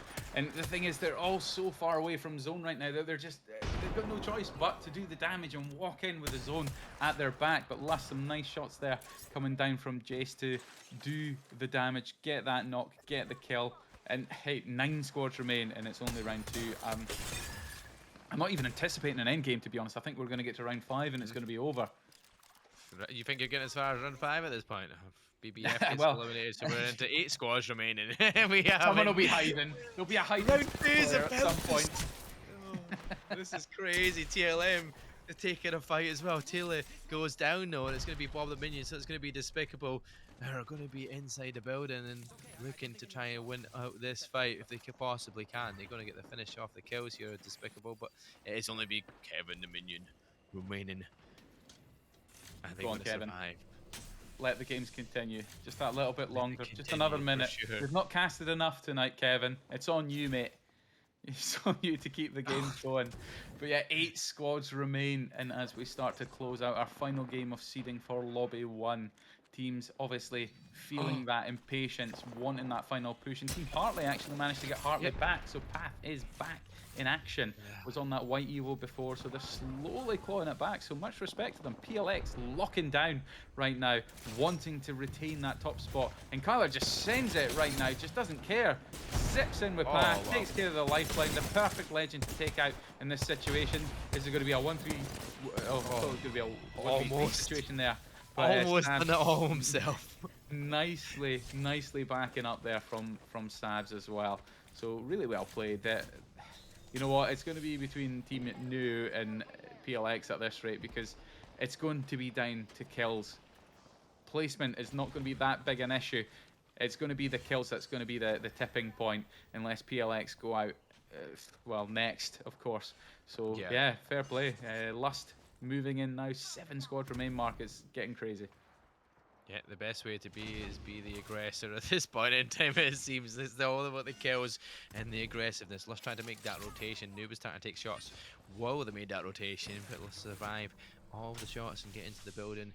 Make yourself nice and scarce as it stands just now. But PLX, they're up and close and personal with our previous team who came in first spot here. Pit USBR inside the building, trying to get some shots off to try and get the opportunity to make a break in and even more kills. And like I said, they're sitting on top of that leaderboard so far, so if they keep the kills going, it's going to be a very difficult task for New to try and come back at them here and actually take that top spot from them. But it's not out of the question yet. It's still got 7 squads, like we said. Still a chance as long as that team goes out first of PLX, and there's a chance for New to go and secure the deal's prize pool. And they're still staying aggressive. They're taking a lot of damage right now, though. They've got to be really careful. Orbit getting down that Stinger bolt right now just to slow any push. And a nice swing in the rear, and Lust go down. Perfectly timed swing from the Pathfinder right now. Drops the Evo, gets reset nicely. All the ready to take another fight. It really is going to go down to the wire, but PLX are getting so many kills as well, with Kyler as the current kill leader. No, basically need to wipe the remainder of the team, starting with PLX, if they're going to take that top spot. So that Dio's prize seems to be slowly slipping away, Mark, but it's still possible mathematically. Yeah, I couldn't tell you anything about the mathematically because my brain would not be able to fathom how much it actually needs at this point. I've kind of lost all brain cells when it comes to maths. It's quick pace because this is kind of flabbergasting me, this game. So far, 6 squads remaining. They were in round 3 closing, and we've still got 38 seconds left of this one, but it is now. Oh, nothing. Deadly Suze does take down Nate. No, I feel like we're watching like a zip highlight reel. It's just been action, action, action. It hasn't felt It like a is. normal That's game what it is, isn't because it? it's just been squad wipe after squad wipe. It has genuinely felt like a genuine highlight reel, which fair play. This It is what we just goes just to do is show the that. advertisement for Yeah. the series. It just looks like all the thing highlights put into one, but it's actually just one game. Exactly. And I guess that's a testament to the teams when it is coming to these wipes. And look at that, we're getting a little bit of shield action right now from Silico. And I love the fact that they've stayed true to their picks as well. We've seen a Crypto consistently across these games in Narumi VT as well. So Crypto walking into the open space there, unfortunately, just shot in the back. But Sabs is down, so this could be the beginning of a potential grief against PLX. I don't think they're going to come out on top this team. It's a third party. It must be a third party. It's a third party's down. It's all down to Kyler. Kyler survives. Yeah, Kyler survives it. The Spickle code don't go down. Silly code go down. We're into 4 squads and we're into round 4. Wow, wow. PLX, had they gone out there, that was exactly what New were looking for in that kill feed right now. They know that PLX still exists, and that could just be unfortunate for them because the opportunity for the additional KP and kills right now just isn't really there. Realistically, I would say that PLX needs to be the team in 4th place for them to stand a chance. But the path goes down. It's going to be down to Envy and Orbit to just try and survive. Maybe if they fight from this side now and hold teams out, they'll stand a chance of potentially taking the victory. But Envy diving out with the red there, responding in kind against the Sparrow, and lovely return shots to clutch up right there. Amazing play from Envy. Yeah, well played with that Revenant there. They used that to their advantage and get that final team player wiped. Now, Taylor left as a player, but managed to get a full reset. There's a chance for New to get more kills now because the teams will be respawning, but it's PLX is close by, so yeah, this is going to be interesting now how this closes out. We've got 3 squads remaining, all fighting out with the top 2 teams in the lobby still alive, and it's whether one or the other has got enough kills. Yeah, it managed to get set up. TLM, I thought they were like sitting there as a rat for a second, so got a reset by the look of it. Unless I just misread it because it's going so fast. But in any case, it could be a fight between 1st and 2nd for 1st or 2nd right now. PLX and Team No right now. Absolutely sending it. Pathfinder and Revenant getting itchy right now, looking for Team Sabs. Sabs goes down. Nate responds by taking Envy. It is a fight for 1st place right now. Can Sabs and Co do it with Team PLX, or will No come away? Because however you look at it, with these teams trading off right now, TLM Mark are going to be in prime position to third party this and take the full victory for game number 6. Yeah, exactly, and that would actually probably be good for New, but maybe not at the same time because they need the extra points for winning just to probably make that 1st spot and take the prize bill. But it is absolute chaos, and no matter what happens, it's been one of the speediest runs of Apex Legends I've seen so far on World's Edge for a long, long time, that's for sure. But it has been some chaos that has been fantastic to watch, for sure. And it definitely tops off this last matchup so far in the Vulcan Series. There's a chance to get that kill. Now TLM looking for that with a Peacekeeper. Now does get it. New does go down, so that will pretty much seal the deal there for New not getting the prize bill. Yeah, I think you're right there. But what a final game. I did say I think I would see it up till round 5, and maybe the players heard it. Our final 2, TLM and PLX. PLX probably in a mildly better position in terms of coverage in general, but the utility could be all the difference here. Nate right now popping down that smoke, healing in smoke right now, just swinging around trying to find a safe spot to try and get an off angle right now. And Nate just looking for that angle right now, not wanting to overextend and throw the game for Kyler and Sabs right now. The comms right now must be so tight. TLM seem to be quite passive despite the initial damage they've made. Nothing seemed to really follow up on that. And now Nate is just using all of the ordnance right now without much in the way of information on their screen right now. PLX now being stunned in that bang smoke. That could be the opening move that TLM need to close this one out, Mark. Oh, that's plenty of damage coming from behind it as well. Nate's going to go down first from your friend Steve, and there we go. TLM have the upper hand.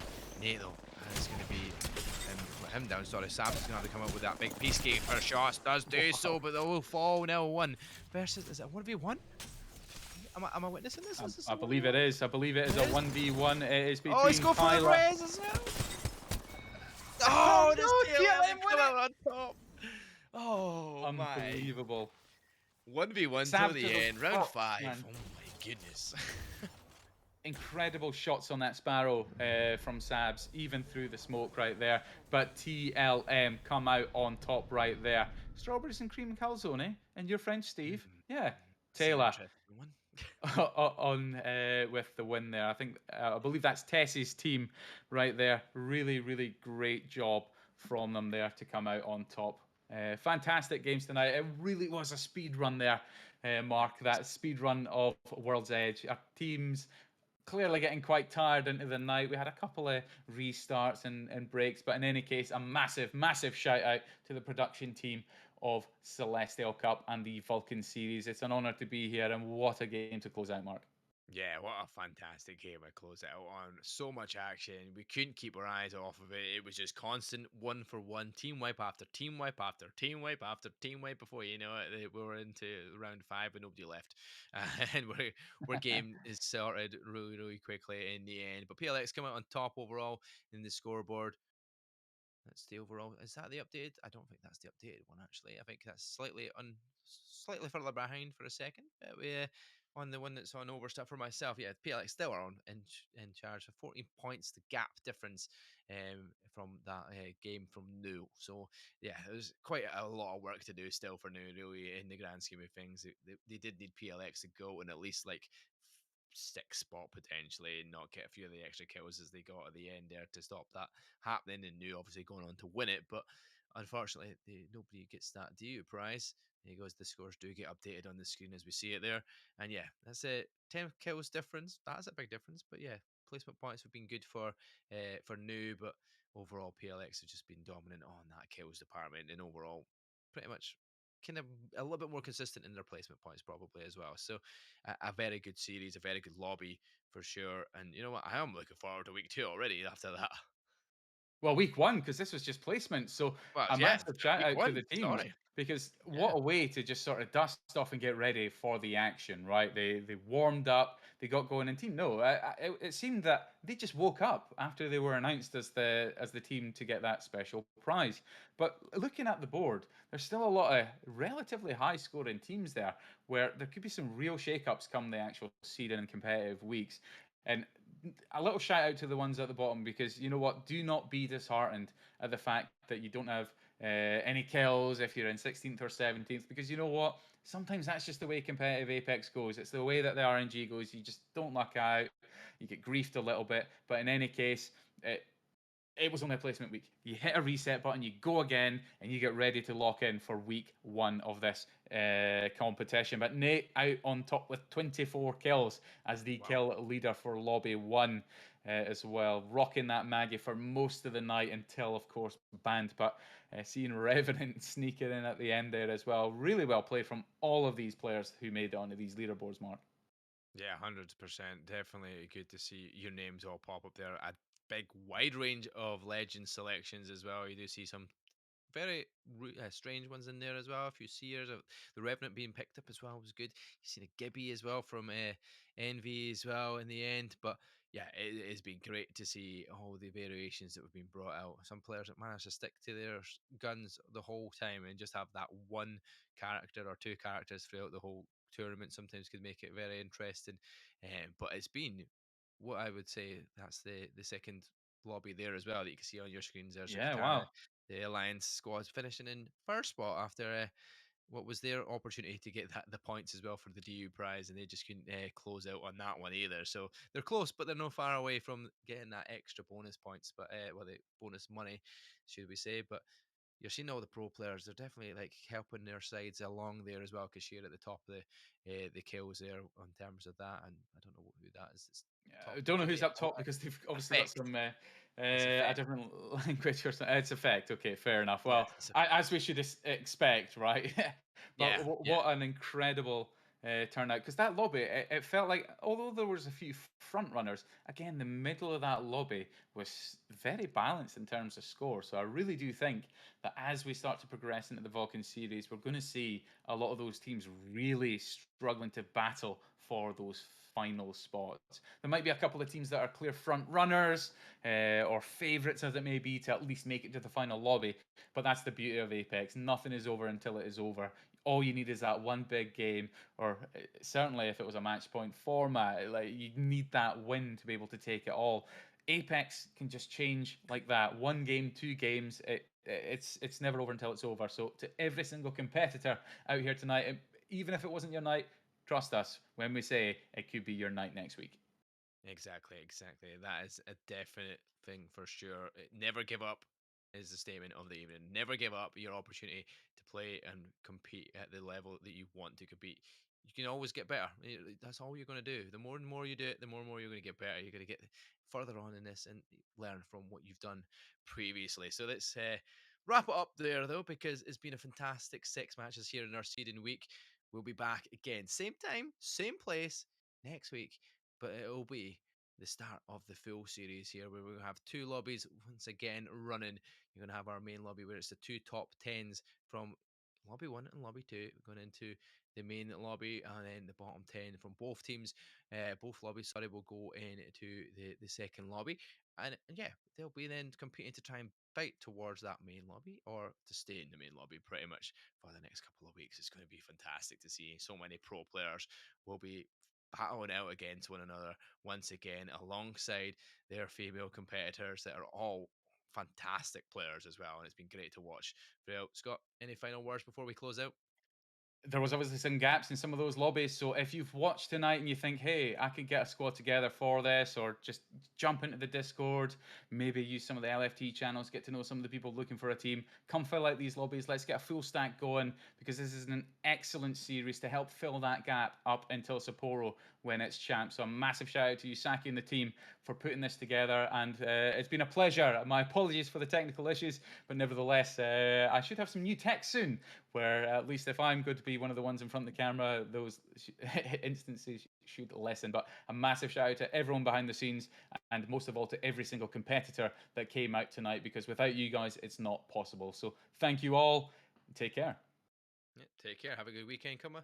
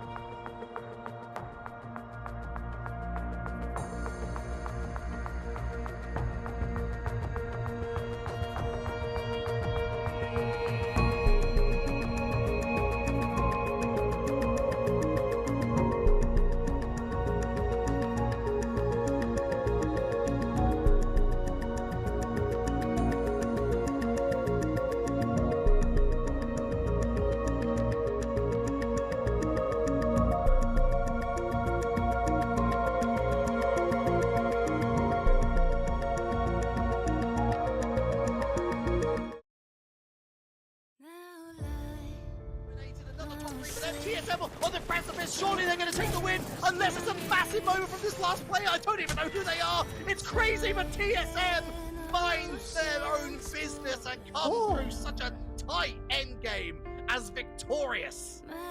Wait, moving forward, moving forward. One. To the left, to the left, to the left. One. I got one. I'm swinging. Nice. I'm behind you. Oh Nice. my god. They're weak. So weak. Got one down. Clean up. No. Oh, we won!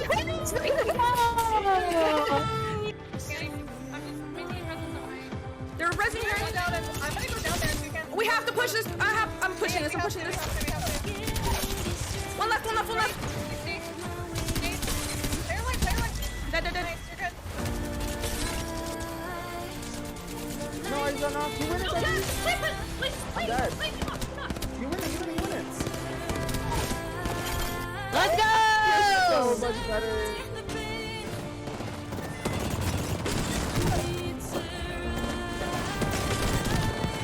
You're so much better.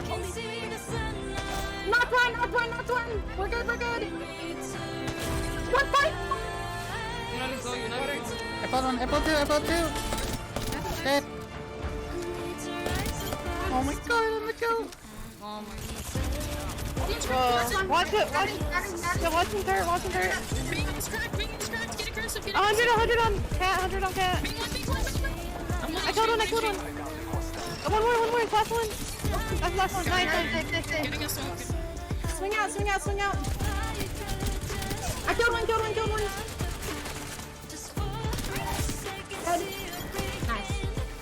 Of all of that, and Death's last one up. Again, RE45 in hand. This weapon can work miracles, but can it pull it off? Yes! The Nier go down as Desu gets the shield swap, and Flawless are still in this. Almost flash. I don't have any more light ammo. Got her. Go one. Let's go. Go, baby. Right here. Come on. Right here. Got push. Oh my god, let's go. Hello? Top cracked one. Dead. Lost. Dead. GG's. Oh my god, how are you so good? How? Wait, you what? How are you